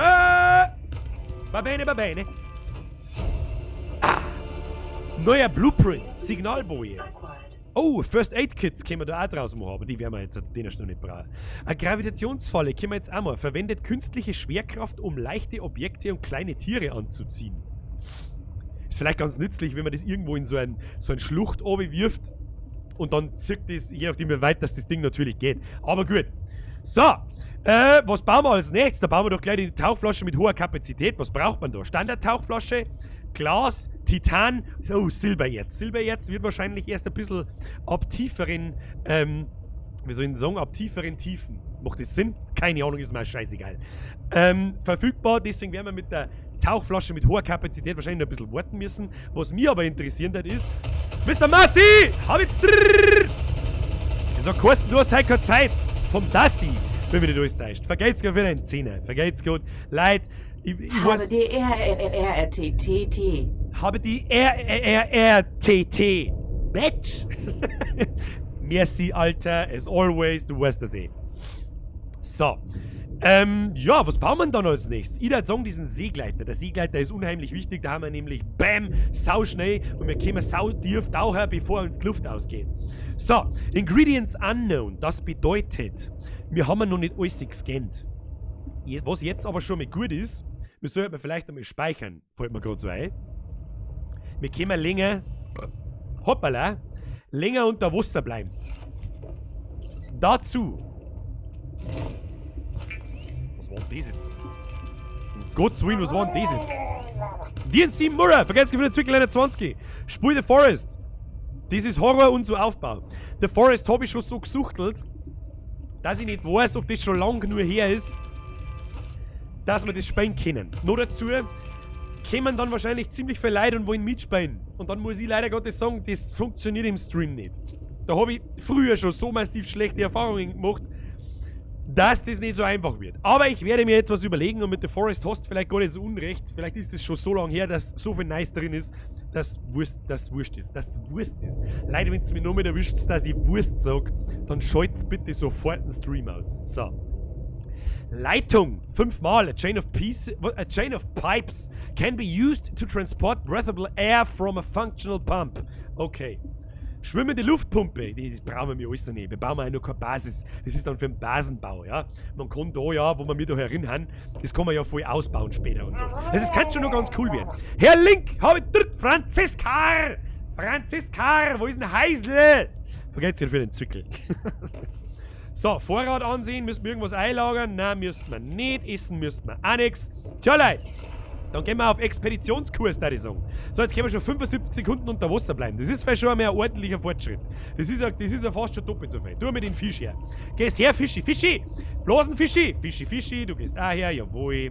Ja, du gehst auch nochmal her. Du gehst her. New creature discovered. New creature discovered. Okay. Okay. So, wir müssen auf alle Fälle Ausschau halten. Noch so Teile. Noch so Teile von so einem, wie heißt denn das Ding, der Seegleiter. Ja, da brauchen wir glaube ich noch 2 oder ein so ein Teil brauchen wir noch. Dann können wir das Ding bauen.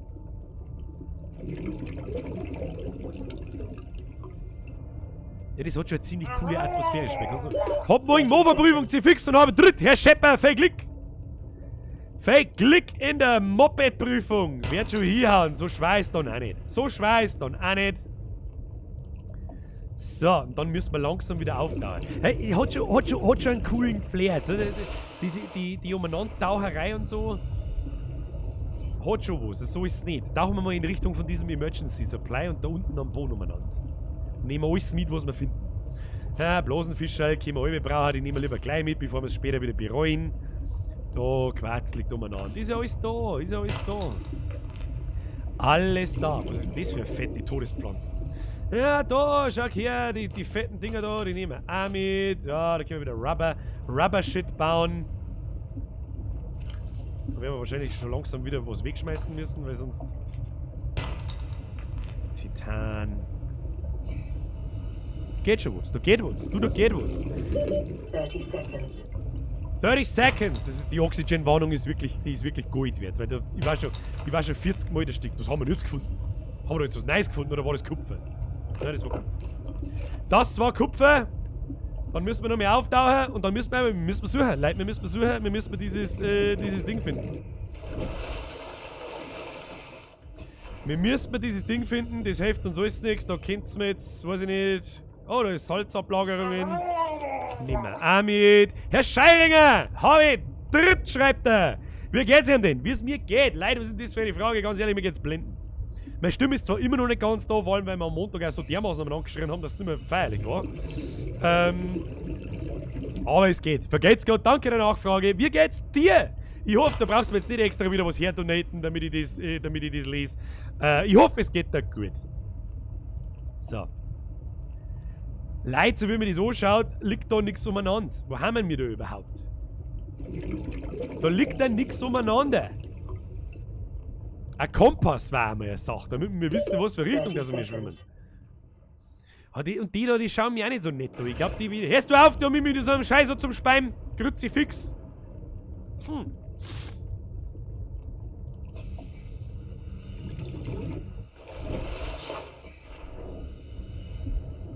Was schreibt der Löni? Auf geht's, Bürger, neue Runden, Visage, Lieblingsspiel. Nicht nochmal von vorn. Die in 7 Mirror, Subnautica 2 ist ziemlich schnell rum. Wo ist denn, wo ich es gespielt habe? Was? Subnautica 2, also das, was ich da gerade spiele, also das ist ja quasi Subnautica 2, das ist Below Zero. Ich weiß nicht, wie viel Inhalt das gibt. Aber das werden wir außerfinden.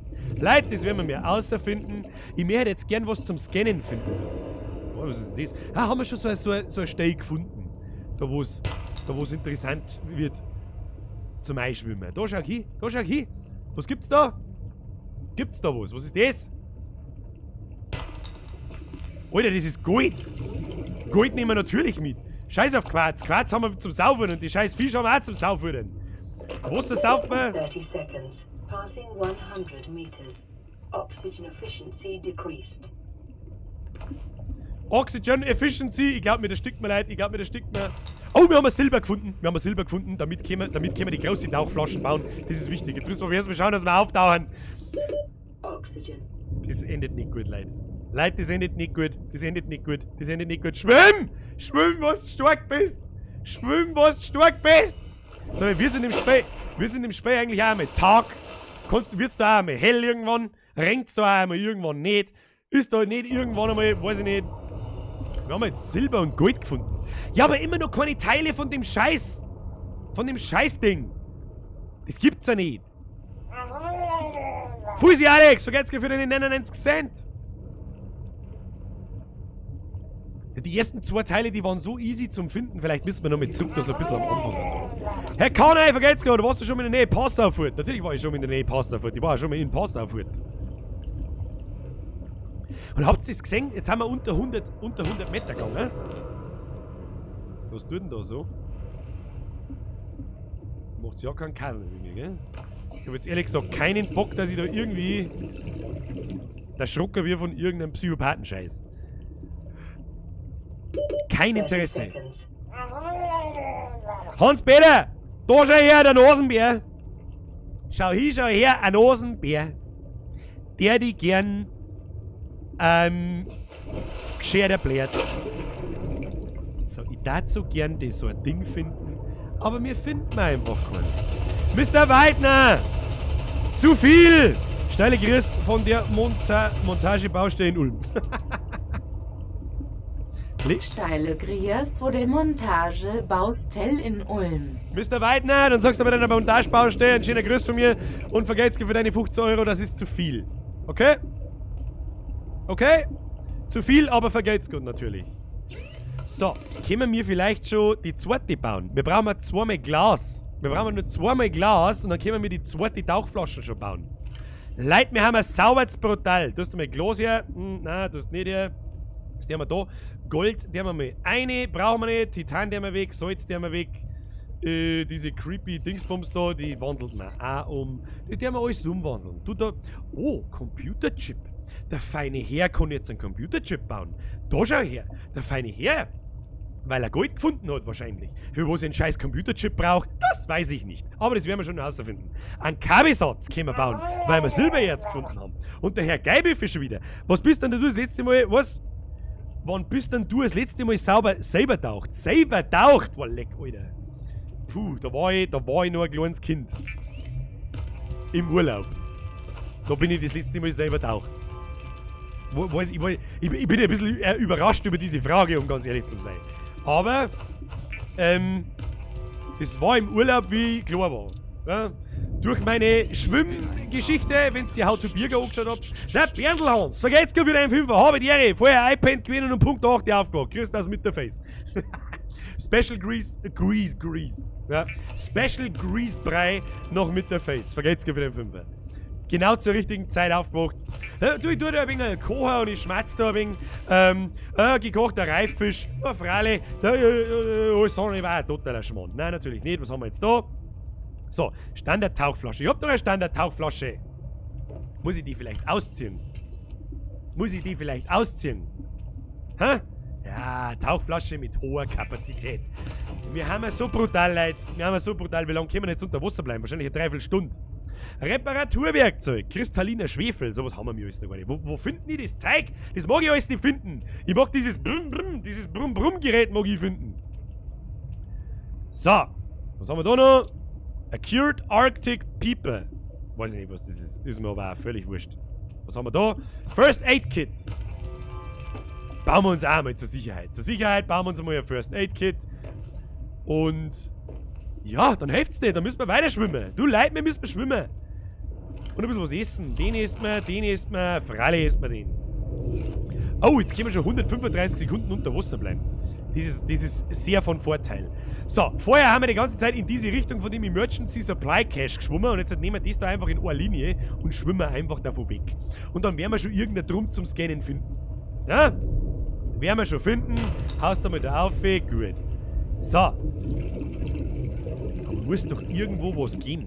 Ich kann ja nicht die ganze Zeit umeinander schwimmen und den Scheiß da einsammeln. Das gibt's ja nicht. Ich mag jetzt dieses Brumm-Brumm-Teil. Leute, ich mag das Brumm-Brumm-Teil haben.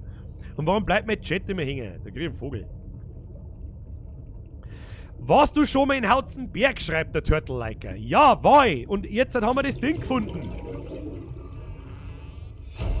Neuer Blueprint, Seegleiter. Du gehst her. Herr Knei, die zweite. Kennst du die Arena in Hunsdorf? Na, ich kenne nicht einmal Hunsdorf, um ehrlich zu sein. Wo zur Hölle ist Hunsdorf? Hand aufs Herz. Kennt man Hunsdorf? Kennt irgendjemand im Chat Hunsdorf? Ist das euer Ernst? Kennt irgendjemand im Chat Hunsdorf? Seid ehrlich. Wir bauen uns jetzt einen Seegleiter. So schaut's aus. Vielleicht soll ich aber zuerst schauen, was man braucht. Da tauchen wir jetzt mal auf dafür. So. Du hast mal einen Seegleiter her. Wo ist denn der Seegleiter? Da ist er. Wir brauchen Schmierstoff, Kupferdraht, Batterie. Ich glaube, dass wir das alles haben, bis auf Schmierstoff. Haben wir noch Schmierstoff am Start? Da habe ich jetzt lauter so Silicone-Rubber draus gemacht. Ich voll Depp. Gut, dann müssen wir halt doch zu einem Emergency-Scheiß umschwimmen. Oder da hängt was dran. Nein, da hängt nichts dran. Gut, dann hängt halt nichts dran. Dann schwimmen wir. Holen wir uns ein paar so rote Boinkerl, so ein paar so rote Gackerl. Dann machen wir uns ein Ding, weiß ich so das rote Drum halt da. So viele Leute schreiben, ja! Das braucht doch kein Mensch erzählen, dass jeder die Hunsdorf-Arena kennt. Was ist denn das? Das Kolosseum Bayerns. Versteh nicht. Muss ich noch einmal googeln. Ja, Herz! Servus Bürger, grüß von der Oberpfälzer niederbayerischen Grenzenfront. Aus dem letzten schönsten Arsch der Welt am Landkreis kaum habe ich dritten Thomas. Tom, vergeht's Gott für deine Donation und Special Greets aus Niederbayern. Wir haben ja irgendwie mittendrin, das ist kein Special Grenz oder sonst irgendwas. Aber wir haben die meistens nur Blätter herreden. Weiß nicht, wie es euch geht. So, gibt's jetzt da noch irgendwas Tolles? Ja, ein Quarzklammer zusammen, da haben rote Gackerl. Schau hier, ein paar rote Gackerl zusammenklauen, freilich die nehmen die mit. Tu mal das Messer weg, jetzt du Zigeuner. So. Hoppala, Zigeuner darf man ja nicht mehr sagen. In unserer wahnwitzig politisch korrekten Welt darf ich nicht mehr Zigeuner sagen. Und das Allergeilste ist, man darf ja nicht mehr Zigeuner-Schnitzel sagen. Also, ich lang mir wirklich oft ans Hirn. Oft. Sehr oft. Zum Beispiel, wenn mir Leute fragen, ob da herin ein Licht brennt. Oder wenn Leute sowas wie ein Leberkäse-Krapfen machen. Aber, was ich jetzt gerade sagen wollte, weiß ich nicht mehr. Einfach drauf geschissen, wir müssen mit unserer Kapsel zurück und Sachen bauen. Sachen bauen, meine Damen und Herren. Sachen kehren baut. Mehrere Sachen kehren baut. So. Und alles wieder. Spawny, vergesst kein Zwickel. Lieber ein Haus haben, als einen Hund haben, in Hund haben. Und wie immer, wenn man bei Mama 4 Buchstaben austauscht, kommt Bier raus. Ja, schönste Nachricht am Tag. Gefreut mir mal ein bisschen. Vergesst kein für die Donation. So, wie war das? Wir brauchen Schmierstoff. Das weiß ich noch. Dann brauchen wir, glaube ich, einen Kupferdraht. Wichtig, Kupferdraht. Was haben wir da? Oh Gott, für die Batterie haben wir so Ribbon Plant. Wo ist ein scheiß Ribbon Plant, Alter? Ribbon Plant, ich mag kein scheiß Ribbon Plant. Fick dich doch mit deiner Ribbon Plant. Where is the fucking Ribbon Plant? I don't know. I don't wanna know, no, senor. Ribbon plant, where is the fucking ribbon plant? I have no idea where the ribbon plant is. Please tell me now. Wo ist die Ribbon Plant? Kann man das irgendjemand sagen? Wächst irgendwo am Boden? Wenigstens können wir jetzt so ein Stück länger dauern. Das ist ja schon mal gut wert. Die Frage ist, wo wächst die am Boden? Vorher habe ich es einfach in einer Höhle drin gefunden. Ribbon Plant. Give me please some ribbon plant. Ribbon plant. Ribbon me. Ribbon, that's the ribbon of life. Oder so ähnlich. Das war Kupfer, das brauche ich nicht. Ich brauche Ribbon Plant. Verstehst mich mal? Verstehst mich? Haben wir mit der Gravitationsfalle eigentlich schon gescannt? Nein, haben wir nicht. Okay. Ribbon Plant, wo ist denn das? Wo? Dr.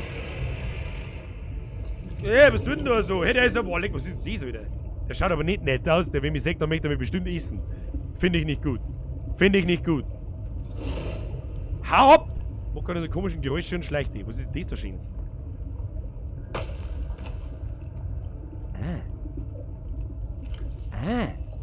Kann man quasi abbrauchen. Sehe ich das richtig? Oh, Oxygen Plant. Herr Geibiffi, ich sag euch von... Ja, das ist jetzt ganz wichtig, ja, bevor das wieder irgendjemand auseinanderschneidet und aus dem Kontext reißt.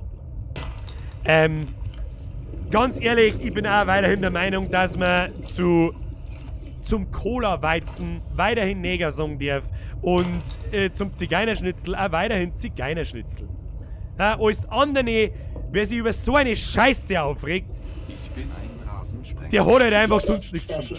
Herr Graf von Rapp! Euner Schnitzel oder Egerkuss, weißt, was ich meine. Zigeunerschnitzel oder Negerkuss, ja, ich bin der Meinung, dass jeder, keine schwarze Person fühlt sich davon angegriffen.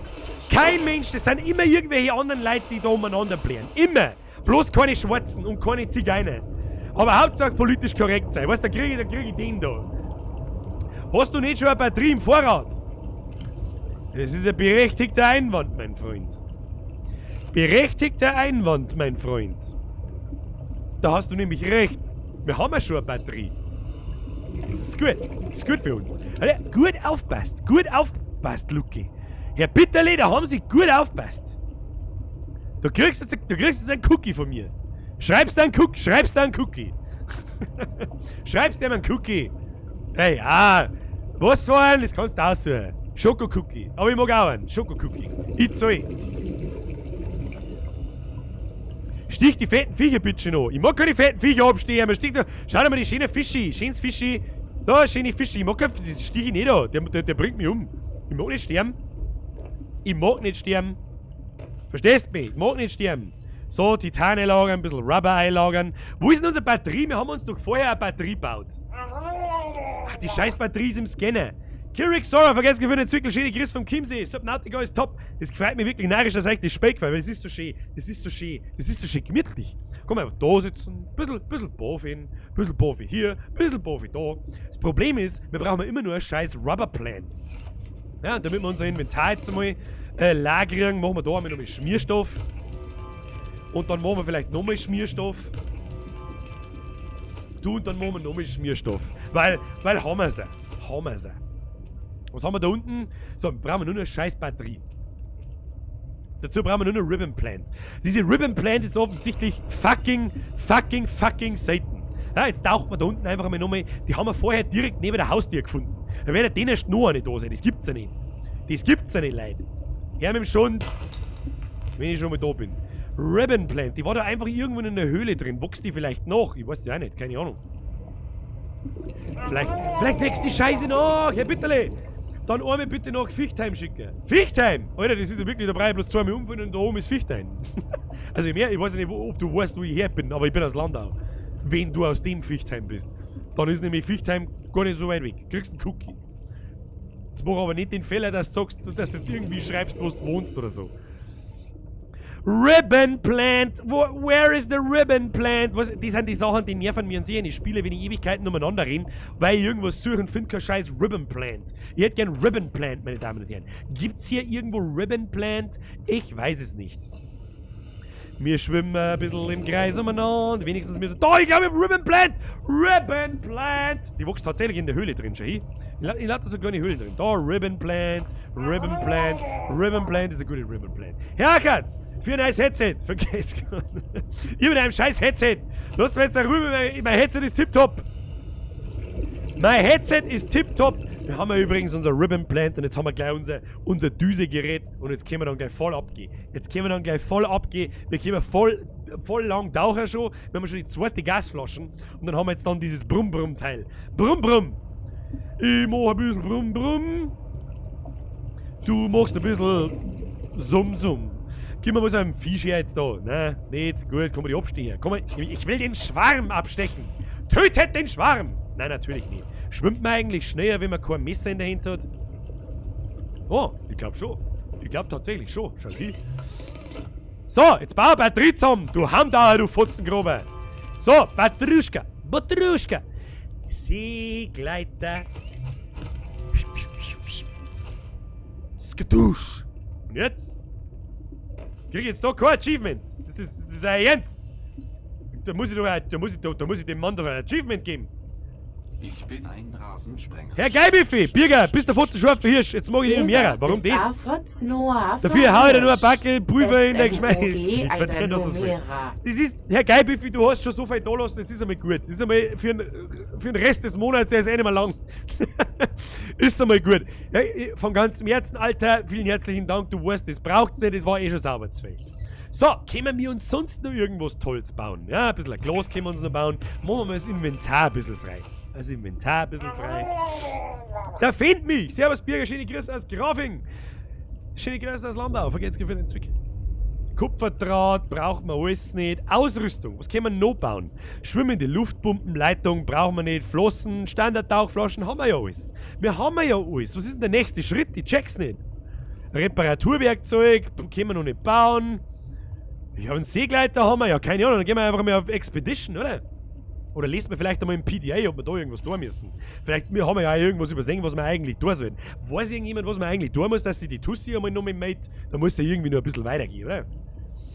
Adding essential blueprints. Okay, Tag 2. Sam, Robin, the boss wants a Sitrep. Ich weiß nicht, was ein Sitrep ist, aber ich glaube, das ist so ein Situation Report oder so. So dass ihr jetzt wahrscheinlich ausgesprochen, also quasi Sitrep, Situation Report. Keine Ahnung. Robin, I'm cold, I lost all my gear and I'm no wiser to what's going on, but I'm alive. Also wir haben alles verloren, es ist alles scheiße, aber wir haben am Leben. Das ist doch schon mal was.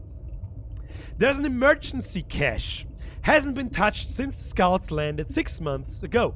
Ich glaube, mit den 6 Monaten vorher, wo die Scouts gelandet sind, da meinen sie Subnautica 1, also das ursprüngliche Subnautica. Vielleicht, weiß ich nicht. Could be useful. Robin, send me the codes. Sam, on your hut. Wie sagt man auf Englisch eigentlich hut? Sagt man da hut? Ich hab keine Ahnung. Robin, Sam, I'm at the habitat. Any word on Jeffrey? Sam, nothing yet. And the facility has said my name. It said my name. I need to know why. Sam, I know. Make something to eat. Get equipped. I'll have answers by then. Will do. Also ich weiß nicht so ganz, was wir da sollen. Das kann so nicht gewesen sein, oder? Was das? Herr Zechb, ja, ich kann die grüßen. Habe ich dir. Das kann doch nicht alles gewesen sein, oder? Ich bin ein Rasensprenger. Herr Link, schöne Grüße aus Schöne Grüße aus Rienza. Rienza. Wo Rienza ist, weiß ich auch nicht. Aber vergeht's für den Fünfer und Special Greets nach Rienza, wo er immer fucking Rienza ist. Weiß ich nicht.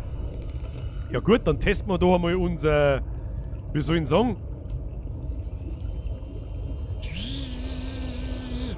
Das Ding ist super awesome. Das hat sogar eine Taschenlampe. Was ist denn los mit dir? Herr Kirschenbauer.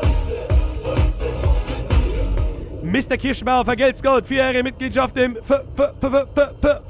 Vollbier-Squad. Vielen herzlichen Dank. Chat, ihr wisst, was das heißt. Bitte einmal in den Chat reinballern. Habe tritt, Herr Kirschenbauer. So, ich weiß überhaupt nicht, wo wir jetzt da überhaupt hingefahren sind. Also mir wird ja immer noch angezeigt, dass wir mit dieses Supply Cache da, dass wir mit da irgendwas da sollen. Ich weiß aber nicht so recht was. Was haben wir da ausgezogen? Herr Graf von Rotz, vergelt's für den Zwickler. Ja, servus erstmal aus Bayreuth. Special Grüße aus Bayreuth. Herr Schmöller, vergelt's für den Euro. Wir können das sagen, dass er Arena nicht kennst. China, dass du die Arena nicht kennst. Grüße nicht. Keine Ahnung, kennst du einen Hauptplatz in Landau? Ich weiß nicht, ist die Arena was Besonderes? Ich weiß es ja nicht. Ich weiß es ja halt tatsächlich nicht. Keine Ahnung. Werde ich nachher auf alle Fälle einmal googeln und dann werde ich euch wissen lassen, ob ich es vielleicht doch gewusst habe, bloß unter was anderem Kind habe. Keine Ahnung. Ja, ich weiß nicht, was wir da sollen. Ja, dann tauchen wir einfach mal weiter. Wir lassen einfach mal weiter tauchen. Schwimmen wir mal weiter. Gibt's da was?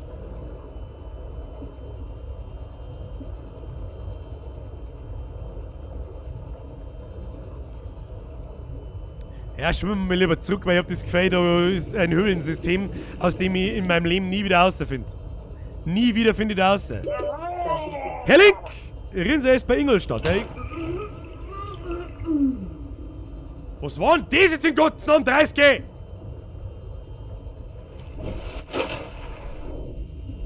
Holy shit, was war denn das jetzt? Ja, da die Boinkerl nehmen mit. So. Geht's da nirgendwo weiter, oder was? Spinnst du? Da muss doch mehrere geben wie das. Das kann so nicht gewesen sein.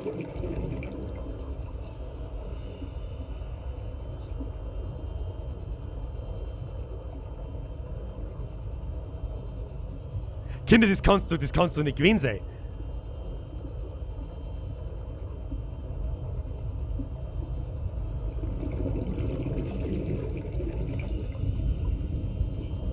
Das kannst du nicht gewesen sein. Aber wenigstens haben wir jetzt schon mal schneller unterwegs und länger unterwegs und überhaupt und sowieso. Jetzt schauen wir, haben wir doch da mal so einen Steg gefunden, da wo es richtig tief oben geht. Wo war das? Wo war das?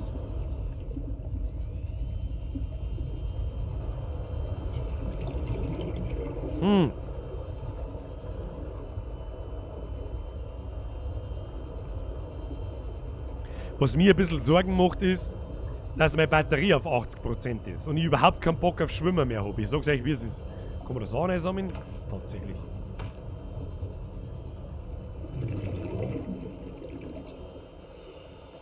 Also wenn das alles ist, dann muss ich sagen, mittelmäßig. Du musst länger oben bleiben, dass die Luft wieder ganz auffüllt. Da habe ich vorher nicht aufgepasst. Herr Schmöller! Arena, Alter! Was für scheiß Arena! Wird sie übrigens von der... An alien sanctuary in the Twisty Bridges, 200 meters down.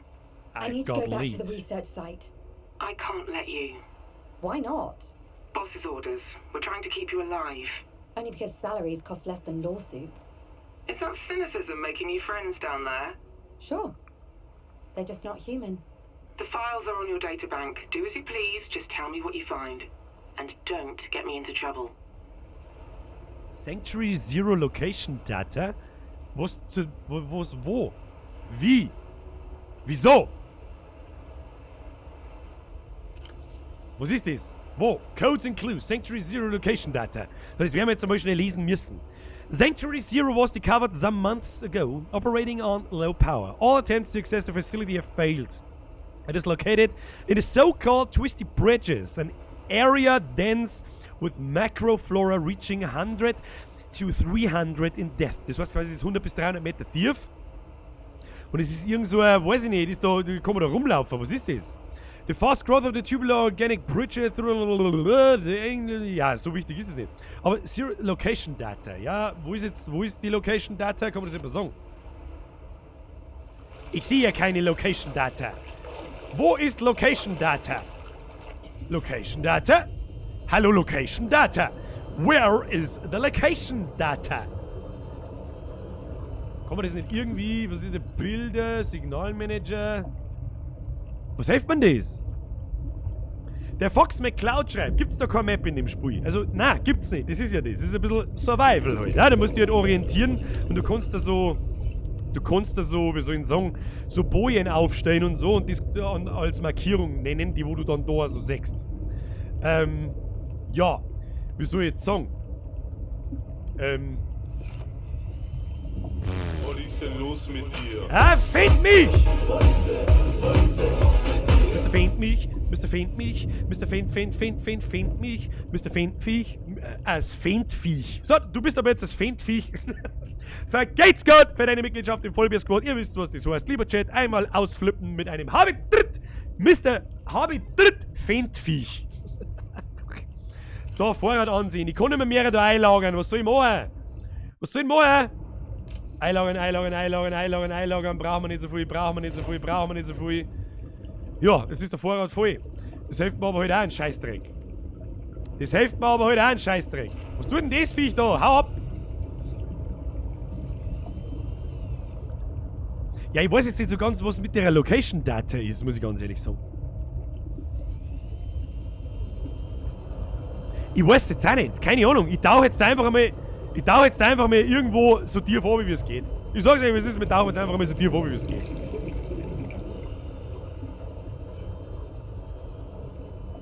Wir haben doch vorher eine Stelle gefunden, da wo es runtergegangen ist, da wo es Silber und Gold und so gegeben hat. Ja, und da mag ich noch mal hin. Und das ist jetzt das bisschen Schwierige an dem Spiel. Du musst da halt das eigentlich mit so einer Boje dann markieren, damit du es wieder findest. Und lauter so ein Scheiß. Aber das finden wir schon. Freunde des Tiefgangs, das finden wir schon. Da schaut es mir doch sehr nach Open Water aus, da wo es dann später dann tief oben geht. Das schaut doch gut aus, oder? Da schaut's doch richtig brauchbar aus. Jetzt tauchen wir noch mal auf. Und dann taucht man da einmal sauber oben und schauen wir, was da unten ist.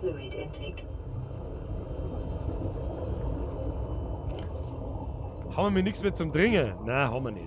Drauf geschissen, das passt schon. Oh, jetzt gehen wir steil. Jetzt gehen wir hier steil. Was ist da los? Gibt's da was? Um Gottes Willen, gibt's da nichts. Um Gottes Willen, da schaut's aber sehr karg aus. Was soll denn da?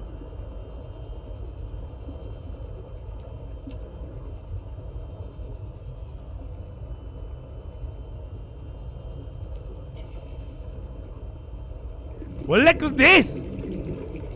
Holy shit, voll das fette Walviech. Gibt er das? Den scannen wir gleich mal.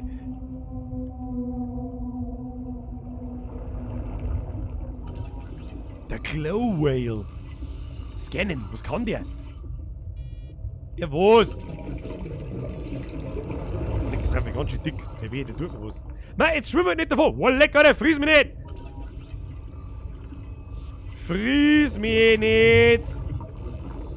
Mr. Glow Whale!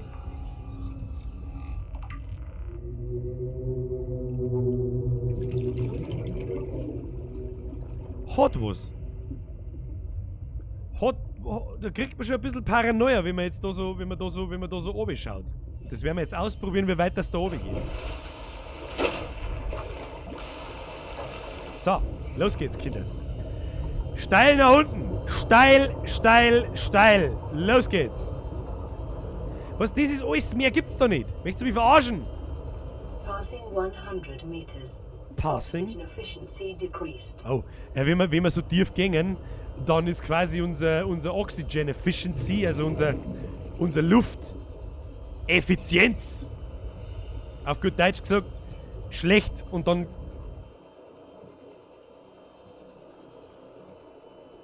Ja, Kinder, aber da muss doch was geben. Oder geht's mir noch gescheit? Schon ein bisschen unheimlich, so tief. Mag ich gar nicht mehr. Sag ich dir, was ist? Mag ich gar nicht mehr. Und offensichtlich gibt's da auch nichts. Also keine Ahnung. Offensichtlich gibt's da halt auch nichts. Müssen wir wieder auftauchen. Ich bin ein bisschen, also ich muss ganz ehrlich sagen, ich bin ein bisschen verwirrt, weil ich kriege in dem Spiel keine Hinweise, was ich tun soll. Ne? Ich weiß nicht so recht. Mit mir schmatzt keiner. Manchmal kriegen wir da irgendwie... Mr. Andal, vergesst nicht von den 250. Ich darf vom Taucher die Rettungswesten... bauen. Das ist eigentlich gar keine so schlechte Idee. Aber so wie mir das da anschaut... Hier gibt's doch nix. Seek fluid intake immediately. Oh, wir müssen mal Wasser trinken. In dieser Richtung gibt's nichts. Also wenn das alles ist, was in dem Spiel ist, dann ist ja in Subnautica 100 Mal mehr Content. Also keine Ahnung.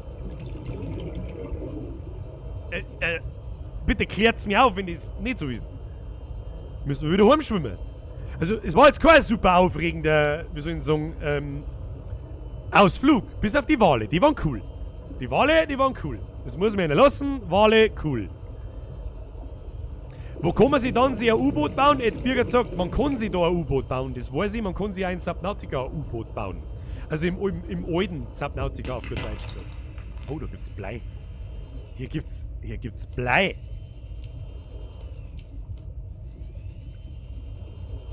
Hier gibt's Blei. Ja, her damit. Okay, gibt doch kein Blei. Ja, dann schwimmen wir wieder heim. Ich weiß jetzt auch nicht. Also so super aufregend ist halt dann nicht. Das hilft halt dann nicht. Dann werde ich mich mal, das werde ich ja jetzt auch sagen, dann werde ich mich mal zwischen den Tagen erkundigen, was denn da so, wie es da weitergeht und so weiter. Ja? Damit wir mal was. So, und das jetzt, Alter. Bin mir nicht sicher, aber ich glaube, irgendwas wollten wir jetzt gerade fressen. Und wenn wir jetzt gleich so einen Blasenfisch finden, dann werden wir elendig da verdirsten. Das sag ich hin. Her mit die Fischi. Fischi. Na.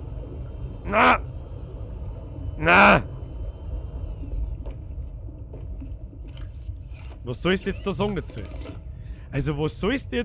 dazu? Gell? Ja, ich weiß nicht. Also keine Ahnung. Ich hab für das Spiel knappe 20 € gezahlt. Wenn das alles war, dann muss ich sagen,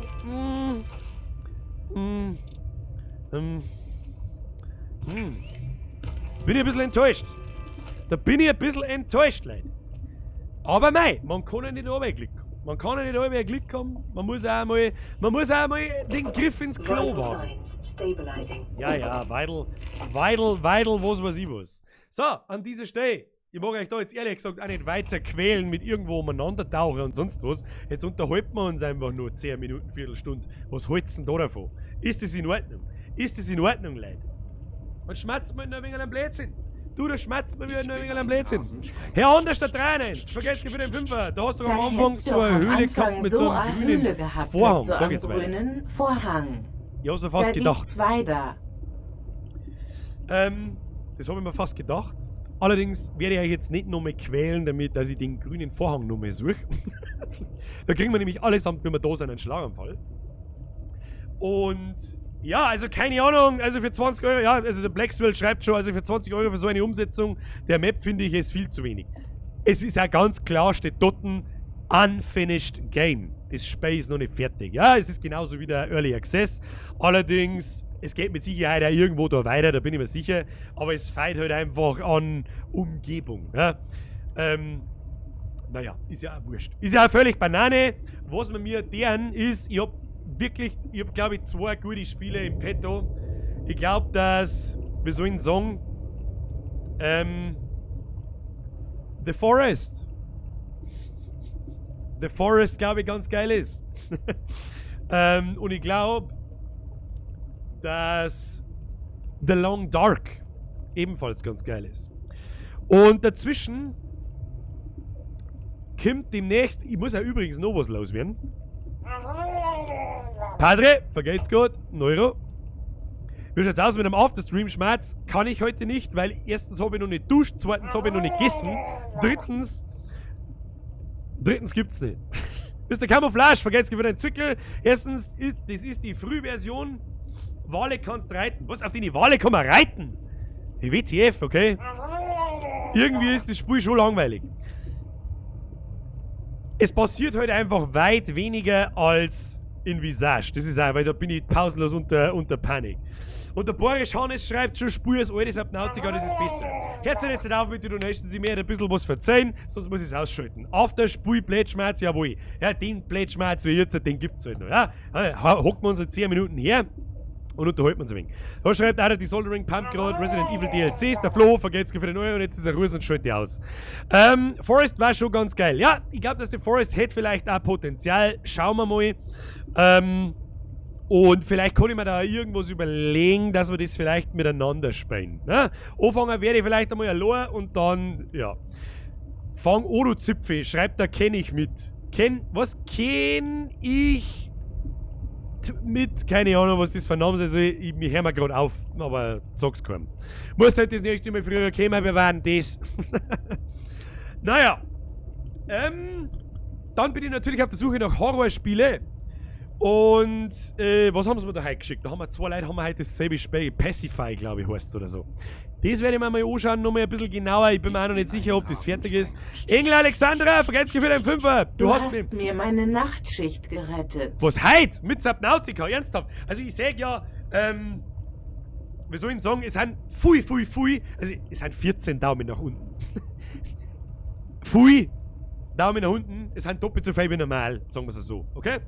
Es ist eine Dislike-Rate von 1,5%. An dieser Stelle, wenn euch gefallen hat, was wir heute da haben, lasst einen Daumen nach oben da. Das hat mich narrisch gefreut. Da unten einfach auf Daumen nach oben drücken, kostet sogar nicht einmal was. Das hat mich gefreut. Wenn euch das nicht gefallen hat, drückt auf den Daumen nach unten. Das ist überhaupt nicht schlimm, da bin ich keinem Menschen böse. Das sagt mir nur, okay, das Spiel kommt nicht so gut an wie was anderes, okay? Allerdings merke ich das auch von selber, weil normalerweise in den letzten 3-4 Wochen über 1300 Leute normal auf YouTube da waren und heute ans Hälfte. Ne? Das sagt mir sehr, sehr, sehr schnell, ja, Subnautica ist halt ein bisschen was Gemütliches, okay? Und da haben halt die Leute natürlich nicht so viel Bock drauf. Das ist mir auch im Vornherein klar. Also, was steht als erstes mal auf der Liste? Ich konnte noch nicht versprechen, dass ich am Freitag da bin. Ja? Weder Nachmittag noch auf die Nacht, weil wir mir gerade voll Tabula Rasa herinnen im Haus machen mit Scheiß außerreißen und werkeln und was weiß ich. Und das muss momentan ziemlich schnell gehen, weil eine bestimmte Person nicht so viel Zeit hat. Nicht ich, aber ich bin halt daran gebunden. Und deswegen, ja. Dann, was steht noch auf der Liste? Dead Space steht auf der Liste. Dann haben wir natürlich die Resident Evil 2 DLCs. Ja, die werden wir auf alle Fälle spielen, weil Resident Evil einfach super awesome war. Ja, und ansonsten haben wir Fake nur Zeug. Keine Ahnung. Der Herr Weidinger schreibt, wie schaut es mit Alien Isolation aus? Alien Isolation habe ich schon gestreamt. Vor 4 Jahren. Oder vor 3 Jahren. Ich weiß nicht, wann es nicht rausgekommen ist. Sprich, ich kenne das Spiel und dann ist nichts Besonderes mehr. Naja. Der Lukas Carsten nur aber schreibt, du bist der beste Streamer, den es gibt. Zu viel des Lobs leise. Es gibt mit Sicherheit Streamer, die besser sind wie ich. Und die besser sind wie ich, haben meistens einen Vorteil, denn sie sprechen Hochdeutsch. Und erreichen dadurch das 10-fache an Leid wie ich. Aber keine Sorge, ich werde nicht aufhören zum Boris schmerzen. Außerdem kann ich auch kein Hochdeutsch, drauf geschissen. So. Der Pikachu schreibt, das normale Subnautica ist wesentlich besser. Vielleicht sollten wir uns das auch mal anschauen, anstatt Below Zero und mit Below Zero warten, bis fertig ist. Naja. Hey, Alter, kennst du als Klettbräu aus Konzei? Na, kenn ich nicht. Woher soll ich das kennen? American Style hier, wir. Der Waffel-Fanboy, wie American Style hier. Warum, wie kommst du auf American Style? Wie kommst du auf das jetzt? Google einmal die Arena da. Da hast du recht, ich wollte nur irgendeine Hundsham Arena. Was ist Hundsham Arena? Hundsham Arena. Bergfex Chalet Hof Gottenau. Tickets für Andrea Berg in Linz. Von was redet ihr? Leider, ich wohne nicht in Österreich. Was ist das? Hundsham oder wie hat das Ding geheißen? Was ist mit Metro? Hat es das nicht vor? Erzähl ich gleich. Komische Videos hat ich. Darf man fragen, was du in Hautzenberg warst? Was du in Hautzenberg warst? Weiß ich nicht, wie groß ist denn Hautzenberg? So groß wie scheiß Hongkong. Wo wäre denn da gewesen sein? In Hautzenberg halt! Aber hauptsächlich war ich in Hautzenberg wegen am, wie heißt denn das Festival? Walpurgis Metal Days. So war's. So, was war da? Brauchen wir Bergfex, Friedhof Gottenau? Ich weiß nicht, was es ist. Ich finde keine Arena. Hundham war in Oberbayern und hat mit der Arena nichts zum tun. weiß ich nicht, was für eine Arena da in Hunsdorf. Hunsdorf Arena. Keine Ahnung, was redst denn hier? Hunsdorf Arena. Was ist das? Diskothek. Das ist eine Disco. Alter, schau aus, deine Disco geh. Was für das letzte Mal eine scheiß Disco war.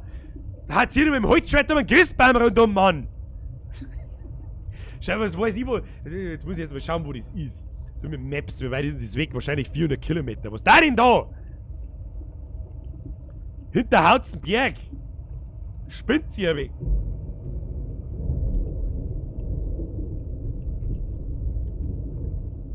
Das sind 100 Kilometer.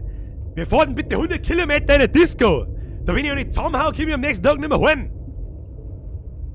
Kann ich mich nicht aus dem Haus rausschleichen. Kruzifix. Leute, was ist da denn da? Jetzt mal im Ernst. Das mag schon ganz geil sein, wahrscheinlich. Diskothek Arena. Bierger ist gleich bayerische Spitzenqualität, nicht Preisenmasse. Das ist jetzt natürlich Ansichtssache. Also keine Ahnung, was ich da jetzt dazu sagen soll. Kruzifix. So. Erst schon mal in Breitenberg. Nein, war ich auch nicht. Und wenn, dann weiß ich es nicht mehr. Weil ich mit 40 Promille heimgefahren bin, ich weiß nicht. Ich bin ja ganz ehrlich, Leute, schau ich aus, als da ich in der Disco gehe. Wenn ich in der Disco gehe, dann bin ich nicht mehr der Veranstaltungsvollste, sondern der Veranstaltungsvollste und der Veranstaltungsälteste. Und kann von ohne der Bab sein, wahrscheinlich. Also ich bin zu alt für den Scheiß. Ich bin in dem Alter angekommen, da wo man daheim sauft und dann ins Bett rollt. Wenn überhaupt. Ja, da bin ich angelangt. Das ist Life Goal reached, meine Damen und Herren. So, genug geschmatzt übers Saufen. Wichtig zu wissen ist jetzt noch, am Freitag bin ich wahrscheinlich nicht da. Okay? So, wenn, dann vielleicht kann ich Nachmittag einmal eine Stunde Blätschmerz einhauen oder so. Ja? Vielleicht kriegen wir das hin. Dann können wir uns auch noch mal unterhalten über die Spiele und so weiter und wie es weitergeht und überhaupt und sowieso. Dann arbeite ich dran, dass wir einen Visage-Zusammenschnitt machen. Dann arbeite ich dran, an einem neuen Kruzifix-Video. Bloß ich komme halt nicht dazu, zum Schneiden und zum Aufnehmen und zum Dingsten, wenn wir 3 Mal in der Woche streamen und das und das und das. Weißt du eh, wie es ist. So, Thema Metro. Ich nehme alles zurück, was ich über Metro gesagt habe. Ja, da war nur der Anfang ein bisschen anstrengend. Ich habe jetzt selber ein bisschen weitergespielt. Und das Spiel ist tatsächlich das, was ich eigentlich gedacht hätte, das ist. Nämlich saumäßig gut. Und finsterne Ecken, eine geile Story. Du wirst von Abschnitt zu Abschnitt geschickt und so. Und es ist nicht schlecht. Vielleicht packe ich das noch mehr aus nächste Woche. Das können wir mal noch mehr ausprobieren. Das ist gar nicht schlecht. Ja? Und mittlerweile haben wir halt in der Open World in Metro auch angekommen. Da wird nicht so viel geschmatzt, wie das am Anfang der Fall war. Das am Anfang war richtig lästig. Ja? Aber gut.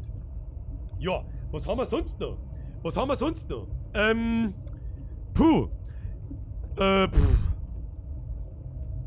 Ja, der Command Master CC schreibt: Kann es sein, dass du nur Fragen aus deinen Spenden liest? Beantwortet das deine Frage. Bitte spiel mir wieder Kingdom Come Deliverance, Birger. Resel geilste Matz. Alter, das ist ein Jahr her. Das ist ziemlich genau sogar ein Jahr her. Ich hab ja privat dann Kingdom... Wir haben ja damals ja dann die Zockerei aufgehört, nach Resident Evil Sim.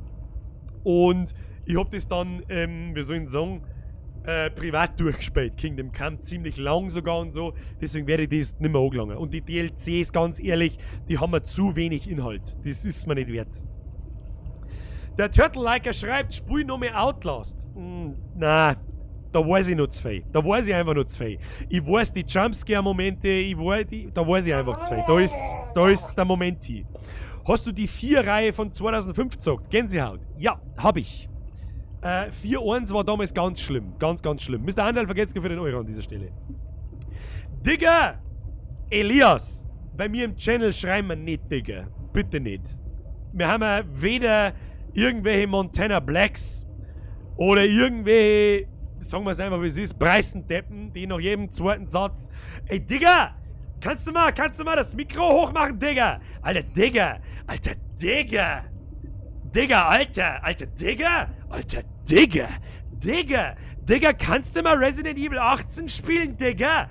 Digga, den Shit, Digga. Also, so nicht. War übrigens ein Späßle. Gott, ich muss noch 10 Stunden Arbeitung. Rettung lässt grüßen. Wie du musst noch 10 Stunden arbeiten? Das ist 10 Uhr auf Nacht, gute Frau. Und gehst du ins Bett um 8 Uhr früh? Naja, Digga, Alter und ey, haben hier, also Alter, so, ich sag auch Alter, ja. Ich sag eigentlich überraschend wenig Alter, muss ich ganz ehrlich sagen, obwohl ich das eigentlich in meinem Privatleben ziemlich oft sage. Alter, Kruzifix, Alter. Hier könnte Ihre Werbung stehen. Hashtag. Ich sag auch sauf, Digga. Ja, Blackswell, du darfst das. Du sprichst ja auch Hochdeutsch. Das ist völlig in Ordnung. Aber jemand, der dann Boris schreibt und am hinten droht dann Digga, weiß ich nicht. Weiß ich nicht. Das ist wie wenn ich zum Pissen gehe und aus Versehen einen Dosenscheiß. Passt einfach nicht zusammen. Macht keinen Sinn. Slenderman. Was Slenderman möchtest du spielen?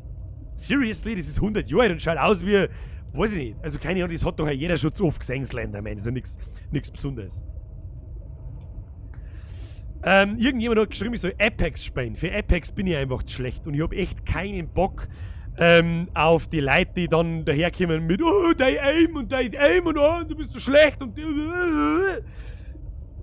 ganz ehrlich, nö. Hacker Tanja schreibt, kennst du das Arschlecken 350 und wenn ja, wie schmeckt's dir? Ich kenn's, aber ich weiß nicht, wie es schmeckt. Bürger Habitiere, Amoxuf. Das ist einmal ein schöner Name. Du warst schon öfter da, ich weiß, ich kenne deinen Namen ja. Weiß ich. Wenn du Hochdeutsch schmerzt, krieg ich ja, nicht nur du. Herr Oberlandler, vergeht's gar wieder den Zwickel. Wenn du Hochdeutsch schmerzt, krieg ich Gänsehaut. Ja, nicht bloß du.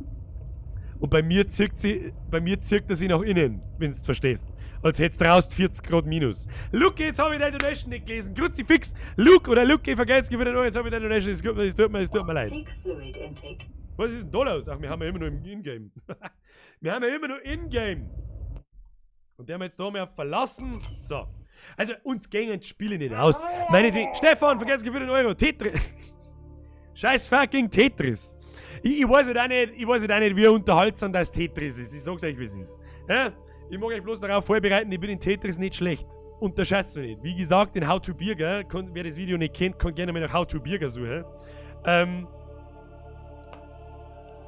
Der weiß, dass Tetris mein erstes Computerspiel war. Ja? Spiel Home Sweet Home ist saugeil. Was ist Home Sweet Home? Ist das ein Horrorspiel? Weiß ich nicht. Der Sherlock Mo schreibt, Fallout 4 brauchst fast kein Aim. Das stimmt. Das weiß ich, weil ich in Fallout 4 ungefähr 400 Stunden habe. Aber ich glaube, dass es ganz gut ausschaut. Mit The Forest, mit The Long Dark. Das habe ich schon ein bisschen angespielt damals, wie es das erste Mal gekommen ist. Das hat ziemlich viel Spaß gemacht und es ist halt auch, das ist finster, düster, Survival mit Story und Progress und ein bisschen gruselig und so. Schaut sehr gut aus und ich glaube, mit den zwei Spielen, da können wir schon, das machen wir ein bisschen abwechselnd. Ein mit das, ein mit das. Das sind halt so Spiele, wie soll ich sagen, die du nicht so gezielt durchspielen kannst. Ja? Da wo du einfach deinen Weg gehst und dann bist du irgendwann fertig, so nach 10 Stunden oder so. Sondern, naja. So viele Leute schreiben, was ist denn mit Visage? Also keine Ahnung, Leute, habt ihr das Video oder ihr wart doch im Stream dabei? Visage ist durch. Wir haben ja fertig mit Visage. Das war's. Kapitel 1, es gibt nicht mehr Kapitel wie 1 in Visage. Momentan, das haben wir durchgespielt. Ne? Und wenn das so... Schau mal Amnesia The Dark Descent an. Saugeil, das hab ich sogar. Ich hab's bloß noch nicht gespielt. Es ist halt auch schon sehr alt. Ja, können wir vielleicht auch mal spielen. Wer weiß das schon? Wer weiß das schon? Können wir mal. Der Norman Bello schreibt, spielst du eigentlich Anno 1800, wenn es rauskommt? Ja, 100%ig sogar. Ich bin riesengroßer Anno-Fan seit der ersten Stunde. Aber das werde ich privat spielen, nicht im Stream, weil das ist... Also es gibt schon einige Leute jetzt, die sagen, Subnautica ist langweilig. Aber Anno ist zum Zuschauen das langweiligste der ganzen Welt. Der Zippidi schreibt, Dark Souls 3. Dark Souls 3 habe ich auch ebenfalls 120 Stunden oder so und auf NG plus 7. Also Dark Souls 3 werde ich nicht spielen. Aber vielleicht mal mittendrin Dark Souls 2. Das habe ich nämlich noch nicht gespielt, beziehungsweise noch nicht ansatzweise durchgespielt. Der findet mich! Vergesst gar wieder den Zickel. Hey Bürger, morgen Abend Spinnradl. Was? Wie Spinnradl? Wie Spinnradl? Ich weiß nicht, was man sagen möchte mit dem Spinnradl. Was heißt das Spinnradl? Ich weiß nicht. Aber der Belias, Alex, ich hab 12 Stunden Schichten Rettungsdienst. Aubitzwack. Dann, merci für deinen Einsatz an dieser Stelle. Mehr kann ich doch auch nicht sagen. 12 Stunden Schichten sind allerdings hart. Bist du auf Bereitschaft oder ist es deswegen so lang? Oder das brauchst du jetzt nicht in der Donation wieder schreiben. Das war jetzt nicht, was ich sehe. Sondern aber du wirst wahrscheinlich auf Bereitschaft sein, weil du wirst ja nicht 12 Stunden durcharbeiten. Da kannst du ja das Schießen gehen. Aber gut. Was haben wir noch? Was wollte ich jetzt sagen? Souls-like Games. Auf das habe ich voll Bock. Da kommt nämlich Mitte, Ende März, ich bin mir jetzt nicht genau sicher, wann genau, aber ich glaube am 20. März plus minus ein paar Tage, kommt Sekiro. Und das ist das neue Spiel von den Dark Souls Macher. Und auf das freue ich mich wie Sau. Das kann ganz unterhaltsam werden. Das wird wahrscheinlich so eine Mischung aus Rumhacken, da ist nichts Gruseliges drin, aber das ist egal. Rumhacken und dass ich mein Controller, wo er immer der gerade liegt, ich weiß nicht, mein Controller da hinten vom Balkon oder da durch einen Greenscreen werfen wird. Ja? So.